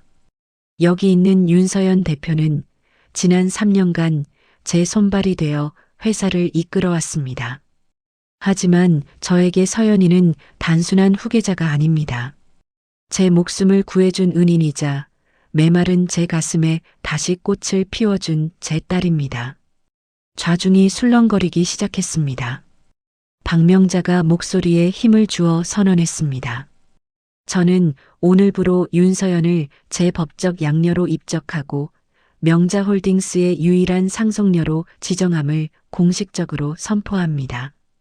와 마이너스. 우레와 같은 박수 소리가 연회장을 가득 채웠습니다. 서연은 감격에 겨워 눈시울을 붉혔고 박명자는 그런 서연을 따뜻하게 바라보았습니다. 피 한 방울 섞이지 않았지만 그 어떤 모녀보다 닮아 있는 두 사람의 모습은 그 자체로 감동적인 드라마였습니다. 같은 시각 서울 변두리의 한 지하 단칸방. 곰팡이 냄새가 진동하는 방 안에서 텔레비전 불빛만이 유일한 조명이었습니다. 박준호와 최미진은 쭈그리고 앉아 편의점 폐기 도시락을 먹고 있었습니다. 3년 전 쫓겨난 뒤 일용직과 식당 설거지를 전전하며 근근히 버텨온 그들의 몰골은 처참했습니다. 박준호의 머리는 덥수룩했고 최미진의 얼굴은 고생에 찌들어 주름이 자글자글했습니다. 그때 텔레비전 뉴스 화면에 박명자의 고의연 장면이 생중계되었습니다. 속보 박명자 회장, 윤서연 대표 양녀 입적, 유일한 상속녀 선언. 박준호가 먹던 젓가락을 떨어뜨렸습니다. 입가에 묻은 밥풀을 닦을 생각도 하지 못한 채 멍하니 화면을 응시했습니다. 엄마. 화면 속 어머니는 자신이 알던 그 억척스러운 할머니가 아니었습니다. 귀부인처럼 우아하고 무엇보다 너무나 행복해 보였습니다. 그리고 그 옆에는 자신이 서 있어야 할 자리에 생판 모르는 젊은 여자가 서서 어머니의 손을 잡고 있었습니다. 최미진이 먹다 남은 도시락통을 텔레비전을 향해 집어던졌습니다. 펑 마이너스. 도시락 국물이 화면을 타고 주르륵 흘러내렸습니다. 아, 저게 뭐야? 저 미친 노인니가 진짜. 최미진이 머리를 쥐어뜯으며 발광했습니다. 저 자리가 내 자리라고. 내가 저기서 드레스 입고 서 있어야 하는데 저 근본 없는 년이 다 가로챘어. 최미진은 바닥을 구르며 통곡했습니다. 박준호는 떨리는 손으로 화면 속 어머니의 얼굴을 만지작거렸습니다. 엄마, 나 여기 있는데, 아들 여기 있는데 왜 남이랑 웃고 있어? 박준호의 눈에서 굵은 눈물이 뚝뚝 떨어졌습니다. 후회가 밀물처럼 밀려왔습니다. 3년 전 청소하는 어머니에게 냄새난다고 했던 그 한마디가 5억 원 입금 소식에 어머니를 문전박대했던 그 순간이 비수가 되어 가슴을 찔렀습니다. 최미진이 남편의 등짝을 후려쳤습니다. 아, 쳐울지만 말고 뭐라고 말 좀 해봐. 내 엄마잖아. 가서 뺏어오라고. 유산 상속 소송이라도 걸란 말이야. 박준호가 힘없이 고개를 저었습니다. 안 돼. 우리 각서 썼잖아. 접근 금지 명령도 받았고. 다 끝났어. 안 끝났어. 내가 저 돈을 어떻게 포기해. 저게 다 우리 건데. 지하 단칸방은 며느리의 악에 바친 비명과 아들의 절망적인 흐느낌으로 아수라장이 되었습니다. 화려한 호텔 연회장의 풍경과 대비되어 그들의 비참함은 더욱 밑바닥으로 추락하고 있었습니다. 다시 호텔 연회장. 공식 행사가 마무리되고 서연이 준비한 깜짝 이벤트 순서가 되었습니다. 서연이 무대 중앙으로 나와 마이크를 잡았습니다. 그녀의 손에는 화려한 명품 선물이 아닌 투박한 종이 가방 하나가 들려 있었습니다. 어머니, 남들은 다이아몬드다, 명품 가방이다 선물하지만 저는 어머니께 드릴 게 이것밖에 없네요. 서연이 가방에서 꺼낸 것은 털실로 직접 짠 붉은색 목도리였습니다. 군데군데 코가 빠지기도 하고 엉성했지만 정성만큼은 가득해 보였습니다. 서연이 떨리는 목소리로 편지를 낭독하기 시작했습니다. 어머니, 3년 전 국밥집에서 뜨거운 국물을 뒤집어 썼을 때 저는 아픈 것보다 어머니가 다치지 않아서 다행이라고 생각했어요. 태어나서 처음으로 저를 걱정해준 어른이셨으니까요. 박명자의 눈시울이 붉어지기 시작했습니다. 객석에 앉은 하객들도 숨죽이며 서연의 목소리에 귀를 기울였습니다. 어머니는 제게 따뜻한 밥을 주셨고 꿈을 주셨고 무엇보다 가족이라는 울타리를 주셨습니다. 제가 아무리 갚아도 모자란 사랑이지만 이 목도리처럼 어머니의 남은 겨울을 따뜻하게 감싸드릴게요. 사랑합니다, 어머니. 서연이 눈물을 흘리며 박명자의 목에 목도리를 둘러주었습니다. 박명자는 참았던 눈물을 터뜨리며 서연을 와락 껴안았습니다. 고맙다. 고맙다, 내 딸아. 내 평생 받아본 선물 중에 가장 값비싼 보물이구나. 박명자는 거친 서연의 등을 쓰다듬으며 오열했습니다. 수천억 재산보다 아파트 한 채보다 더 간절히 원했던 것이 바로 이 따뜻한 마음이었습니다. 아들이 주지 않았던, 며느리가 비웃었던 그 진심을 피 한 방울 안 섞인 이 아이가 채워주고 있었습니다.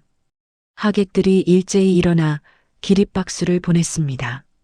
여기저기서 훌쩍이는 소리가 들려왔습니다. 화려한 카메라 플래시 세례 속에서 두 사람은 서로의 체온을 느끼며 세상에서 가장 행복한 미소를 지었습니다. 박명자는 서연의 손을 잡고 마음속으로 다짐했습니다. 이제 여한이 없다. 내 인생 참 잘 살았다. 하지만 운명의 장난일까요? 행복이 절정에 달한 바로 그 순간 어둠의 그림자가 소리 없이 다가오고 있었습니다. 박명자는 가슴 한구석이 뻐근해지는 통증을 느꼈지만 벅찬 감동 때문이라 생각하고 애써 무시했습니다. 그리고 지하 단칸방에서는 최미진이 충혈된 눈으로 핸드폰을 검색하며 섬뜩한 미소를 짓고 있었습니다. 그래, 아직 방법이 있어. 친자 확인 소송, 그리고 유류분 반환 청구, 행복한 모녀와 악에 바친 아들 부부, 폭풍 전 야처럼 고요하지만 위태로운 밤이 깊어가고 있었습니다. 과연 박명자 회장에게 닥쳐올 두 번째 위기는 무엇일까요? 그리고 최미진은 또 어떤 악랄한 계략으로 이들의 행복을 깨뜨리려 할까요? 그의 겨울바람은 유난히 매서웠습니다. 행복했던 고이연이 끝나고 몇 달이 지난 어느 날 밤 성북동 저택의 서재에는 평온한 클래식 음악이 흐르고 있었습니다. 박명자 회장은 안락 의자에 앉아 서연이 선물해준 붉은색 목도리를 무릎에 덮고 앨범을 넘겨보고 있었습니다. 앨범 속에는 서연과 함께 찍은 사진들이 가득했습니다. 함께 김장을 담그며 서로의 얼굴에 양념을 묻히고 웃는 사진, 놀이공원에 가서 머리띠를 쓰고 찍은 사진들. 박명자의 입가에 온화한 미소가 번졌습니다. 어머니, 따뜻한 유자차 가져왔어요. 오늘 날씨가 많이 춥죠? 서연이 쟁반을 들고 들어오며 밝게 웃었습니다. 박명자가 앨범을 덮으며 서연을 바라보려는 찰나였습니다. 쿵 마이너스. 심장이 철렁 내려앉는 듯한 느낌과 함께 가슴 정중앙을 쇠망치로 얻어맞은 듯한 끔찍한 통증이 몰려왔습니다. 으윽. 박명자가 가슴을 부여잡으며 앞으로 고꾸라졌습니다. 무릎 위에 있던 앨범이 바닥으로 떨어지며 요란한 소리를 냈습니다. 서연이 쟁반을 내던지고 비명을 지르며 달려왔습니다. 어머니, 어머니, 왜 그러세요? 어머니. 박명자의 시야가 흐려졌습니다. 식은땀이 비 오듯 쏟아지고 숨을 쉴 수가 없었습니다. 서연의 겁에 질린 얼굴이 희미하게 보였습니다. 박명자는 손을 뻗어 서연의 옷자락을 잡으려 했지만 힘없이 툭 떨어지고 말았습니다. 의식을 잃어가는 박명자의 귓가에 서연의 울부짖음과 구급차 사이렌 소리가 멀리서 들려왔습니다. 같은 시각 서울 변두리의 지하 단칸방. 최미진은 휴대폰으로 뉴스를 검색하다가 벌떡 일어났습니다. 그녀의 눈이 맹수처럼 번뜩였습니다. 속보 명자 홀딩스 박명자 회장, 자택서 심근경색으로 쓰러져 의식 불명 상태. 최미진이 자고 있던 박준호의 옆구리를 발로 걷어찼습니다. 일어나. 빨리 일어나 보라고. 박준호가 부스스한 눈을 비비며 짜증을 냈습니다. 아, 왜 또 그래? 배고파서 잠도 안 오는데. 최미진이 휴대폰 화면을 남편의 코앞에 들이밀며 소리쳤습니다. 배가 문제야? 내 엄마 쓰러졌대. 지금 의식 불명이라잖아. 오늘 내일 하신다고. 박준호의 눈이 휘둥그레졌습니다. 뭐, 엄마가? 저 정말이야? 박준호가 당황하며 옷을 주섬주섬 챙기려 하자 최미진이 남편의 멱살을 잡고 흔들었습니다. 정신 똑바로 차려. 슬퍼할 때가 아니야. 이건 기회라고. 하늘이 우리한테 준 마지막 기회. 기회라니? 그게 무슨 소리야? 최미진이 섬뜩한 미소를 지으며 속삭였습니다. 생각해봐. 노인네가 유언장도 없이 이대로 죽으면 어떻게 되겠어? 그 윤서연이라는 년은 그냥 양녀일 뿐이야. 친아들인 네가 살아있는데 누가 재산을 가져가겠어? 법적으로 우리가 유리하다고. 하지만 우리 각서 썼잖아. 재산 포기한다고. 그깟 종이 쪼가리가 무슨 소용이야. 의식 없을 때 우리가 보호자 권리 주장하고 서류 조작해서 도장만 찍으면 돼. 노인네 깨어나기 전에 다 처리해야 한다고. 최미진은 장롱 깊숙한 곳에서 꼬깃꼬깃한 비상금을 꺼냈습니다. 그리고는 어딘가로 전화를 걸었습니다.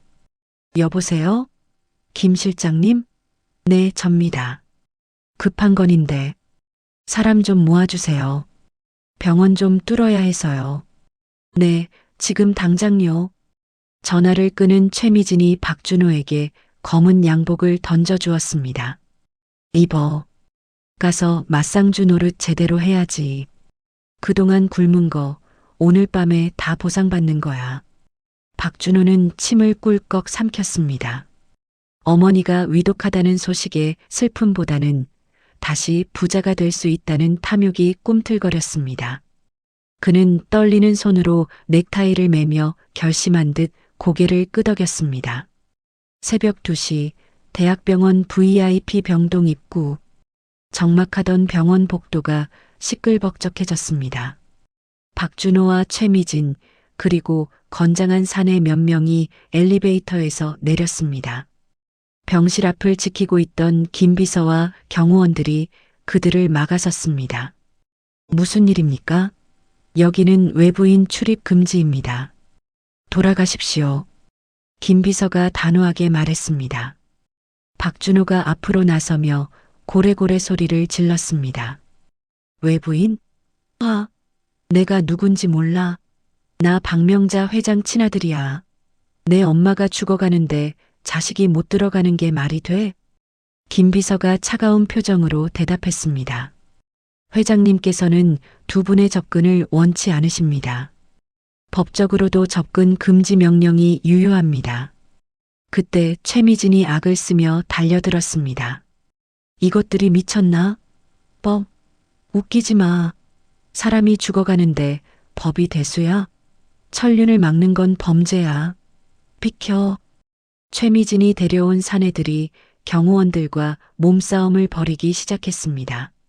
병원은 순식간에 아수라장이 되었습니다. 기자들이 플래시를 터뜨리며 몰려들었습니다. 최미진은 카메라를 보자마자 바닥에 주저앉아 통곡하는 연기를 시작했습니다. 아이고, 어머니, 며느리가 왔는데 왜 문을 안 열어줍니까? 저 비서놈이 우리 어머니를 감금하고 있어요. 여러분, 저것 좀 찍어주세요. 기자들의 카메라가 김 비서에게 쏠리자 김 비서도 당황한 기색이 역력했습니다. 그 틈을 타 박준호가 경호원의 팔을 뿌리치고 병실 문을 박차고 들어갔습니다. 엄마, 병실 안. 박명자는 산소호흡기에 의지한 채 가쁜 숨을 몰아쉬고 있었습니다. 각종 의료기기들이 삑 마이너스 소리를 내며 위태로운 생명의 불씨를 알리고 있었습니다. 침대 옆에서 밤새 간호하던 서연이 벌떡 일어났습니다. 누구세요? 어떻게 들어오셨어요? 서연이 놀란 눈으로 박준호를 바라보았습니다. 뒤따라 들어온 최미진이 서연을 보자마자 눈이 뒤집혔습니다.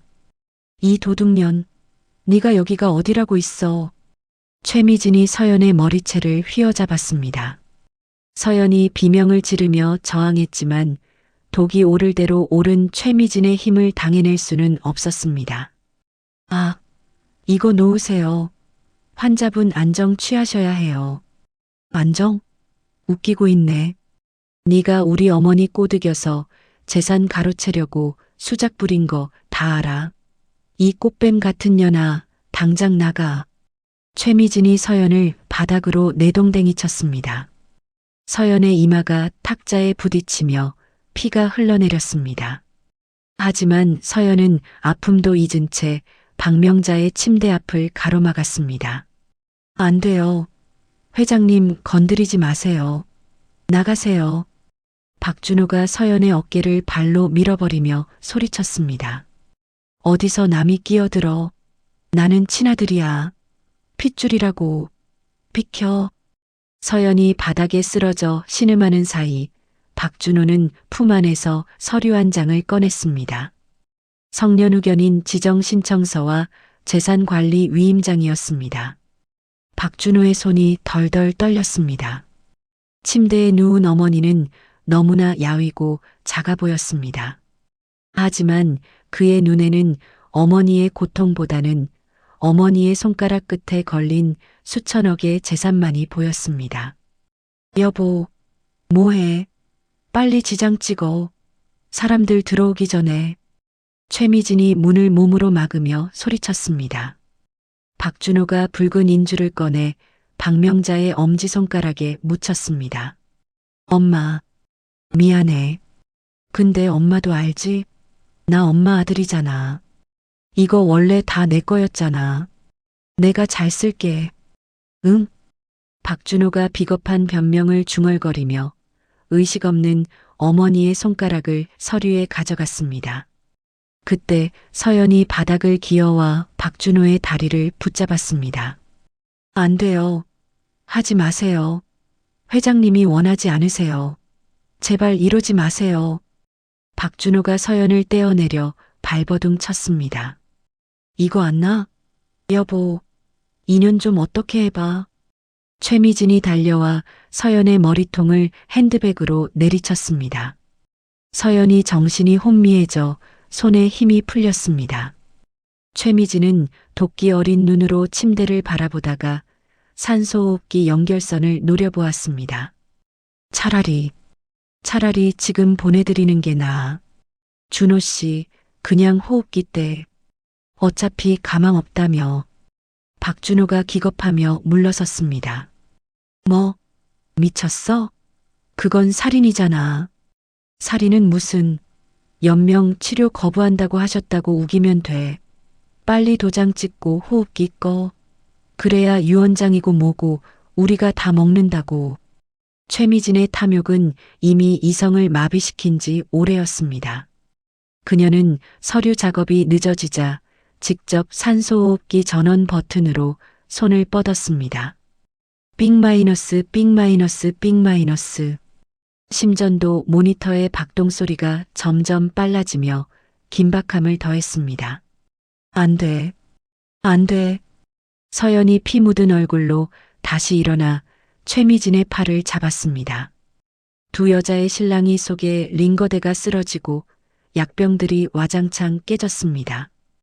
유리 파편이 바닥에 흩어졌습니다. 이 끈질긴 년이. 최미진이 깨진 유리 조각을 집어들고 서연을 위협했습니다. 박준호는 그 틈을 타 다시 한번 어머니의 손가락을 서류에 꾹 눌렀습니다. 선명한 붉은 지장이 서류 위에 찍혔습니다. 됐어. 찍었어. 여보, 찍었다고. 박준호가 환호성을 질렀습니다. 최미진이 회심의 미소를 지으며 산소호흡기 전원 스위치에 손가락을 올렸습니다. 잘 가세요, 어머니. 다음 생에는 부자 엄마 말고 그냥 제 엄마로 만나지 마요. 귀찮으니까. 최미진이 버튼을 누르려는 그 순간이었습니다. 병실 안의 공기가 얼어붙을 듯 차갑게 변했습니다.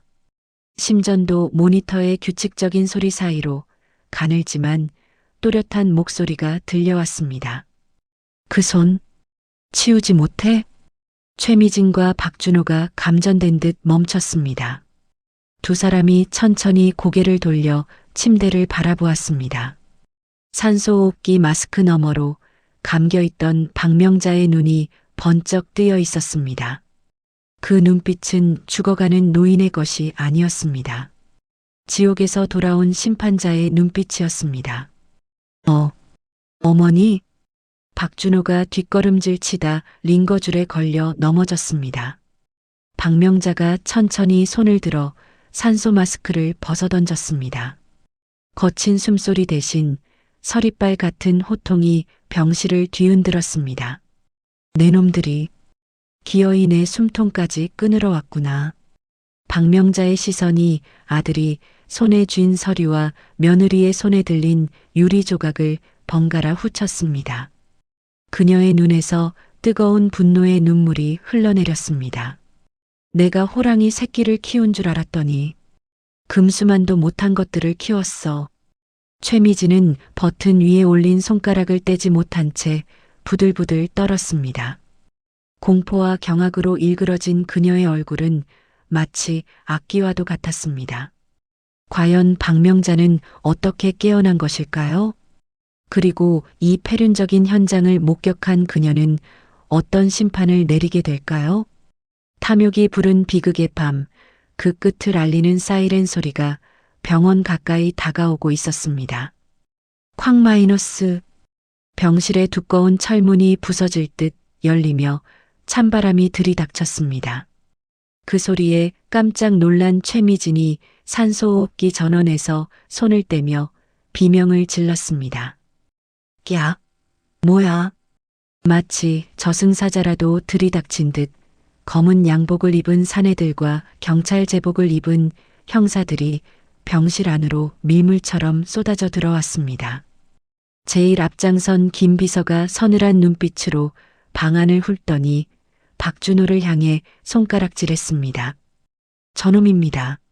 현행범입니다. 당장 체포하세요. 형사들이 순식간에 박준호에게 달려들었습니다. 박준호는 손에 쥐고 있던 위조 서류와 붉은 인주통을 바닥에 떨어뜨리며 뒷걸음질 쳤습니다. 형사님, 아니에요. 이거 오해입니다. 저는 아들로서 정당한 권리를. 박준호가 변명할 틈도 없이 베테랑 형사가 그의 팔을 뒤로 꺾어 제압했습니다.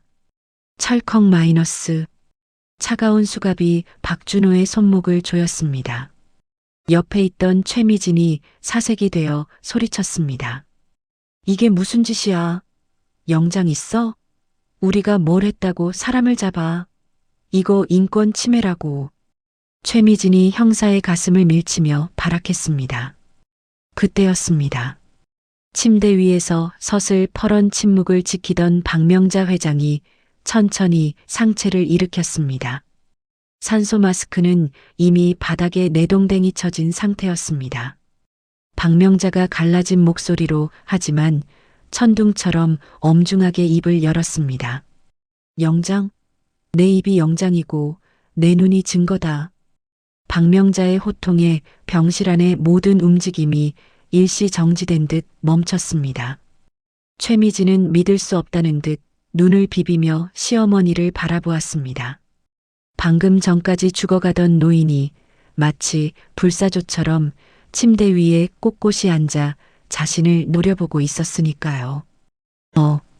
어머니, 어떻게 의식불명이라면서요? 최미진이 덜덜 떨리는 입술로 중얼거렸습니다. 박명자가 침대볼을 걷어내며 침대 아래로 발을 내디뎠습니다. 그녀는 아직 기운이 없어 비틀거렸지만 옆에 있던 서연이 재빨리 다가와 부축했습니다. 박명자가 서연의 피 묻은 이마를 보고는 가슴이 미어지는 듯 얼굴을 일그러뜨렸습니다. 이 귀한 얼굴에 피를 내? 감히 내 딸에게 손을 대? 박명자의 분노가 머리끝까지 치솟았습니다. 그녀는 비틀거리는 걸음으로 최미진의 코앞까지 다가갔습니다.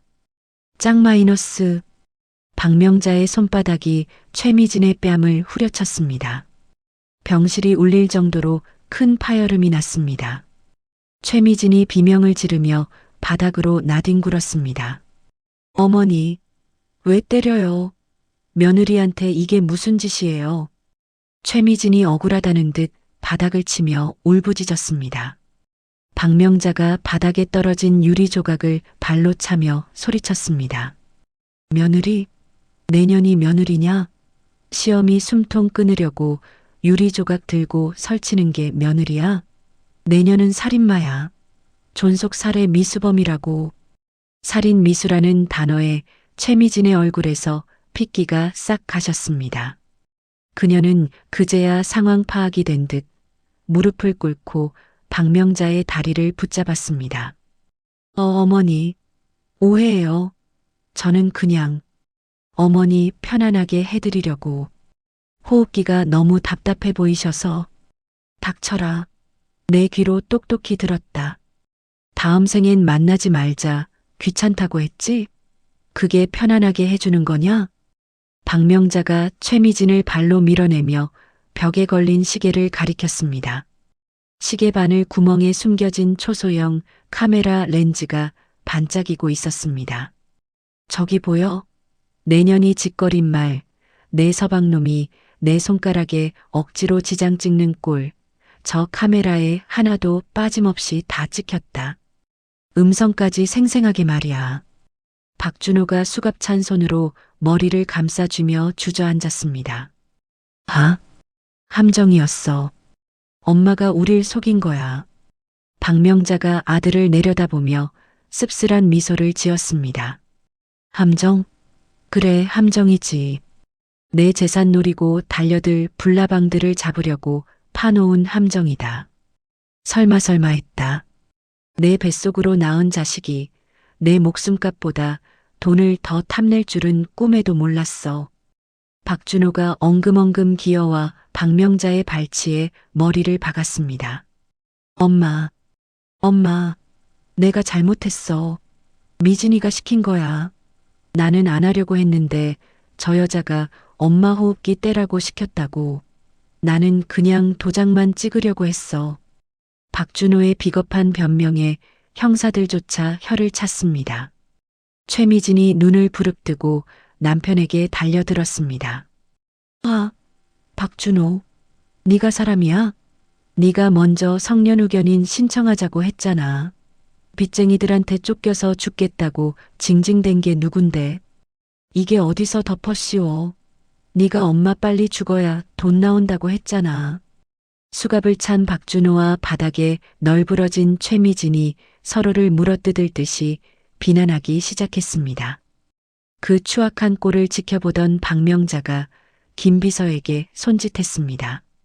더 볼 것도 없다. 내 눈 썩는다. 당장 치워. 김 비서가 형사들에게 고개를 끄덕였습니다. 형사들이 최미진의 팔을 낚아채 일으켜 세웠습니다. 최미진이 형사의 팔을 물어뜯으려 하며 발버둥 쳤습니다. 이거 나 환자 보호자야. 변호사 부를 거야. 어머니, 이러시면 안 되죠. 제가 감옥 가면 준호 씨는 어떻게 살아요? 네. 박명자가 차갑게 뒤돌아서며 대꾸했습니다. 걱정 마라. 내 아들은 3년 전에 이미 죽었다. 지금 내 눈앞에 있는 건 돈에 미친 범죄자 2명뿐이야. 형사들이 최미진의 손목에도 수갑을 채웠습니다. 철커덕 소리가 사형 선고처럼 들렸습니다. 최미진, 박준호 씨, 당신들을 존속 살해 미수 사문서 위조 및 행사, 주거 침입 혐의로 긴급 체포합니다. 변호사를 선임할 권리가 있고 형사가 미란다 원칙을 고지하는 동안에도 두 사람의 발악은 멈추지 않았습니다. 엄마, 한 번만 봐줘. 나 감옥 가기 싫어. 엄마, 어머니, 제가 잘못했어요. 살려주세요. 서연 씨, 서연 씨가 좀 말려봐요. 우리 가족이잖아요. 서연이 그 소리에 몸을 떨며 박명자의 등 뒤로 숨었습니다. 가족이라는 단어가 그들의 입에서 나오는 것조차 끔찍했습니다. 형사들이 두 사람을 짐짝처럼 질질 끌고 병실 밖으로 나갔습니다. 복도 끝까지 그들의 비명과 욕설이 메아리 쳤습니다. 박준호 너 때문이야. 네가 능력 없어서 이 꼴 난 거라고. 너만 안 만났어도 내 인생 이렇게 안 됐어. 이 악마 같은 년. 문이 닫히고 나서야 병실의 고요가 찾아왔습니다. 폭풍이 휩쓸고 간 자리는 처참했습니다. 깨진 유리 조각, 엎어진 링거대, 그리고 바닥에 흩어진 위조 서류들. 박명자는 다리에 힘이 풀려 침대에 걸터 앉았습니다. 서연이 울먹이며 박명자에게 다가와 무릎을 꿇었습니다. 어머니, 괜찮으세요? 어디 편찮으신 데 없으세요? 박명자가 떨리는 손으로 서연의 피 묻은 이마를 닦아주었습니다. 나는 괜찮다. 헌데, 내 이마가 찢어졌구나. 아프지 않니? 많이 무서웠지? 서연이 참았던 눈물을 터뜨리며 박명자의 품에 얼굴을 묻었습니다. 무서웠어요. 어머니가 진짜로 돌아가시는 줄 알고 놈들이 어머니 호흡기 떼려고 할 때 제가 너무 힘이 없어서. 서연은 어린아이처럼 엉엉 울었습니다. 자신이 다친 것보다 어머니를 지키지 못할까봐 두려웠던 공포가 한꺼번에 밀려왔기 때문입니다. 박명자는 서연을 품에 꼭 안고 등을 토닥였습니다. 그녀의 눈에서도 굵은 눈물이 흘러내려 서연의 머리카락을 적셨습니다. 미안하다 아가. 내가 너에게 못 볼 꼴을 보였구나. 내가 죄인이다. 이 늙은이 욕심에 썩은 살 도려내겠다고 너를 위험에 빠뜨렸어. 박명자는 가슴이 찢어지는 듯 했습니다. 피를 나눈 자식들은 칼을 들이댔고 피 한 방울 안 섞인 이 아이는 몸을 던져 자신을 지켰습니다. 오늘 밤 박명자는 잔인하지만 명확한 진실을 뼈저리게 확인했습니다. 김 비서가 조용히 다가와 손수건을 건넸습니다. 그의 눈시울도 붉어져 있었습니다. 회장님, 놈들은 경찰서로 이송되었습니다. 서장에게 연락해서 가장 강력한 수사를 요청해 두었습니다. 증거가 워낙 명백해서 빠져나갈 구멍은 없을 겁니다. 박명자가 눈물을 닦고 서연을 일으켜 세웠습니다. 그녀의 눈빛은 더 이상 슬픔에 잠겨 있지 않았습니다. 단호하고 냉철한 기업 총수의 눈빛으로 돌아와 있었습니다. 김 비서, 태산 로펌 강 대표에게 전화해. 대한민국에서 제일 독한 변호사들로만 팀 꾸리라고 해. 알겠습니다. 어떤 방향으로 진행할까요? 박명자가 바닥에 떨어진 붉은 인주가 묻은 서류를 구둣발로 지식이며 말했습니다. 합의는 없다. 선처도 없어. 법이 허용하는 최고 형량을 때려. 그리고 놈들이 감옥에서 나오는 날까지 안이 나와서도 영원히 재기불능으로 만들어. 내 돈 10원을 써서라도 놈들을 지옥 끝까지 쫓아가서 밟아버릴 거다. 명심하겠습니다. 철저하게 처리하겠습니다. 박명자가 서연의 손을 잡고 침대로 끌어당겼습니다. 그리고 서연아, 이제 울음 그치거라.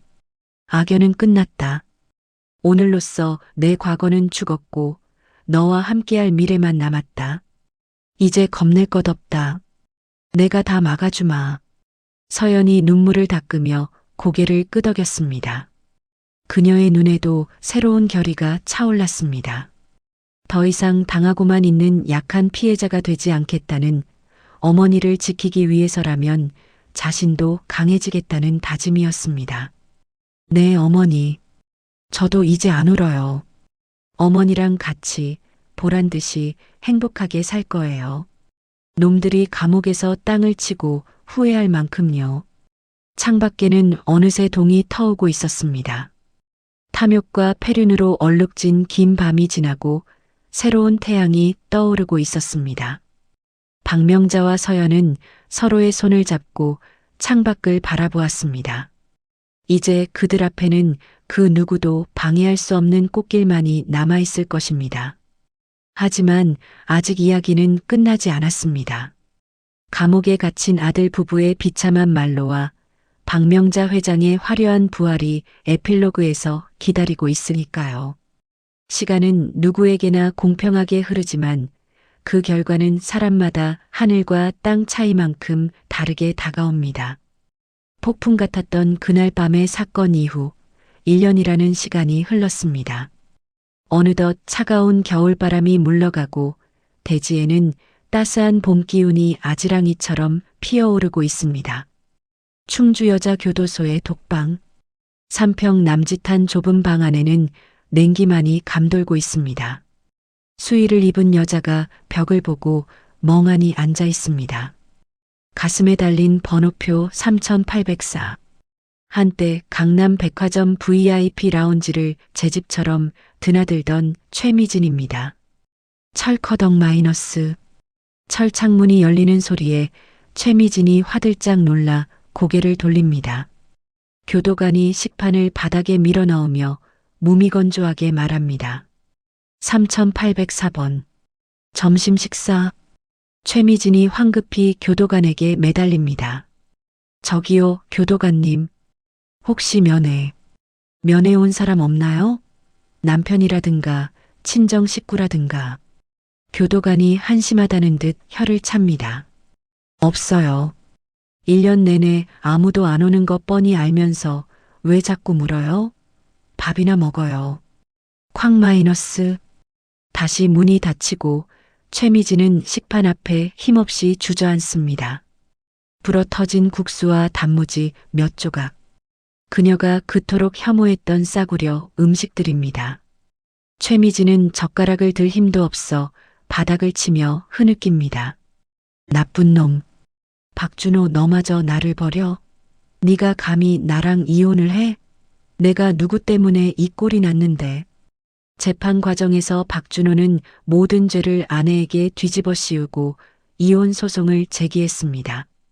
친정 식구들마저 폐륜 범죄자, 낙인이 찍힌 그녀와 인연을 끊었습니다.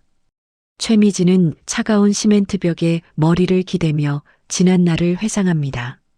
시어머니가 입주 청소를 해주던 날 고맙다는 말 한마디만 했더라면, 아니 국밥 한 그릇만 대접했더라면 지금쯤 그녀는 성북동 저택의 안주인이 되어 호의호식하고 있을 텐데 말입니다. 후회의 눈물이 뚝뚝 떨어져 식판 위로 번집니다. 하지만 되돌리기엔 너무 늦어버린 시간들입니다. 그녀에게 남은 것은 징역 7년이라는 긴 시간과 뼈저린 고독뿐입니다. 같은 시각 서울 외곽의 한 한바집 공사 현장 식당. 먼지를 뒤집어 쓴 인부들이 시끌벅적하게 점심을 먹고 있습니다. 구석진 자리에서 한 남자가 컵라면에 찬밥을 말아 허겁지겁 먹고 있습니다. 새까맣게 탄 얼굴에 깊게 패인 주름, 거칠어진 손마디. 한때 대기업 과장이자 재벌가 후계자를 꿈꾸던 박준호입니다. 그는 집행유예로 풀려났지만 정가자 낙인과 폐륜하라는 꼬리표 때문에 번듯한 직장은 꿈도 꿀 수 없었습니다. 결국 신분을 숨기고 공사판을 전전하며 하루 벌어 하루 먹고 사는 신세가 되었습니다. 야, 김씨. 저기 TV 좀 봐라. 저 할머니 진짜 대단하지 않냐? 옆 테이블의 인부가 텔레비전을 가리키며 소리칩니다. 박준호가 무심코 고개를 들었다가 먹던 라면을 뿜을 뻔했습니다. 텔레비전 화면 가득 어머니 박명자 회장의 온화한 미소가 비치고 있었기 때문입니다. 명자인드 서연 복지재단 설립. 전 재산 3천억 사회 환원. 뉴스의 헤드라인이 박준호의 가슴을 후벼 팠습니다. 화면 속 박명자 회장은 마이크를 잡고 당당하게 말하고 있었습니다. 돈은 거름과 같아서 쌓아두면 악취가 나지만 흩뿌리면 꽃을 피웁니다. 저는 제 딸 서연이와 함께 이 사회에 희망의 꽃을 피우고 싶습니다. 박명자의 옆에는 세련된 정장 차림의 서연이 서 있었습니다. 서연은 박명자를 부축하며 환하게 웃고 있었는데 그 모습이 너무나 눈부셔서 박준호는 눈을 뜰 수가 없었습니다. 식당 주인 아주머니가 혀를 내두르며 감탄합니다. 아이고, 저런 어머니 둔 자식은 얼마나 좋을까. 복을 타고났네, 타고났어. 저 옆에 있는 아가씨가 따님인가 봐. 효녀라고 소문이 자자하던데. 옆에 있던 인부가 맞장구를 칩니다. 그러게 말이야. 피는 못 속인다니까. 엄마 닮아서 인품이 훌륭하네. 듣자 하니 친아들 놈은 천하의 불효자라 의절했다며? 쯧쯧, 복을 걷어찼지 뭐. 사람들의 말 한마디 한마디가 박준호의 귀에 비수처럼 꽂혔습니다. 저 자리는 원래 내 자리였는데, 저 돈도, 저 명예도, 저 사람들의 칭송도 다 내 것이었는데, 박준호는 젓가락을 꽉 쥐었습니다. 손가락 마디가 하얗게 질렸습니다. 그는 텔레비전을 향해 손을 뻗으며 중얼거렸습니다. 엄마, 나 여기 있어. 엄마 아들 여기 있다고. 하지만 화면 속 어머니는 그를 보지 못합니다. 아니, 이제는 기억조차 하지 않을 것입니다. 박준호의 눈에서 굵은 눈물이 뚝뚝 떨어져라면 국물 속으로 사라졌습니다. 그는 흐르는 눈물을 닦을 생각도 하지 못한 채 멍하니 화면 속 어머니와 서연의 행복한 모습을 바라보았습니다. 후회라는 감정조차 사치스럽게 느껴지는 완벽한 몰락이었습니다. 따스한 봄 햇살이 쏟아지는 성북동 저택의 정원. 잔디밭에는 형형색색의 풍선이 장식되어 있고 고소한 음식 냄새가 진동합니다. 오늘은 박명자 회장의 재단 설립 기념 파티이자 서연의 생일 파티가 열리는 날입니다. 재단 장학생으로 선발된 아이들이 정원을 뛰어다니며 까르르 웃고 있습니다. 그 평화로운 풍경을 바라보며 박명자는 벤치에 앉아 있습니다. 지난 1년간 건강을 완전히 회복한 그녀의 얼굴에는 혈색이 돌고 눈빛은 그 어느 때보다 편안해 보입니다. 어머니, 뭐 하세요? 얼른 와서 미역국 드세요. 앞치마를 두른 서연이 쟁반을 들고 다가옵니다. 김이 모락모락 나는 미역국과 갓 지은 쌀밥, 그리고 박명자가 좋아하는 잡채가 한가득입니다. 박명자가 서연을 올려다보며 빙그레 웃습니다. 아이고, 우리 대표님 바쁘실 텐데 언제 이런 걸 다 준비했어? 그냥 아주머니 시키지. 서연이 숟가락을 쥐어들이며 애교 섞인 목소리로 말합니다. 에이, 어머니가 끓여주신 김치찌개에 비하면 아무것도 아니죠. 그리고 오늘 제 생일이기도 하지만 제가 어머니 딸로 다시 태어난 날이기도 하잖아요. 제가 끓여드리고 싶었어요.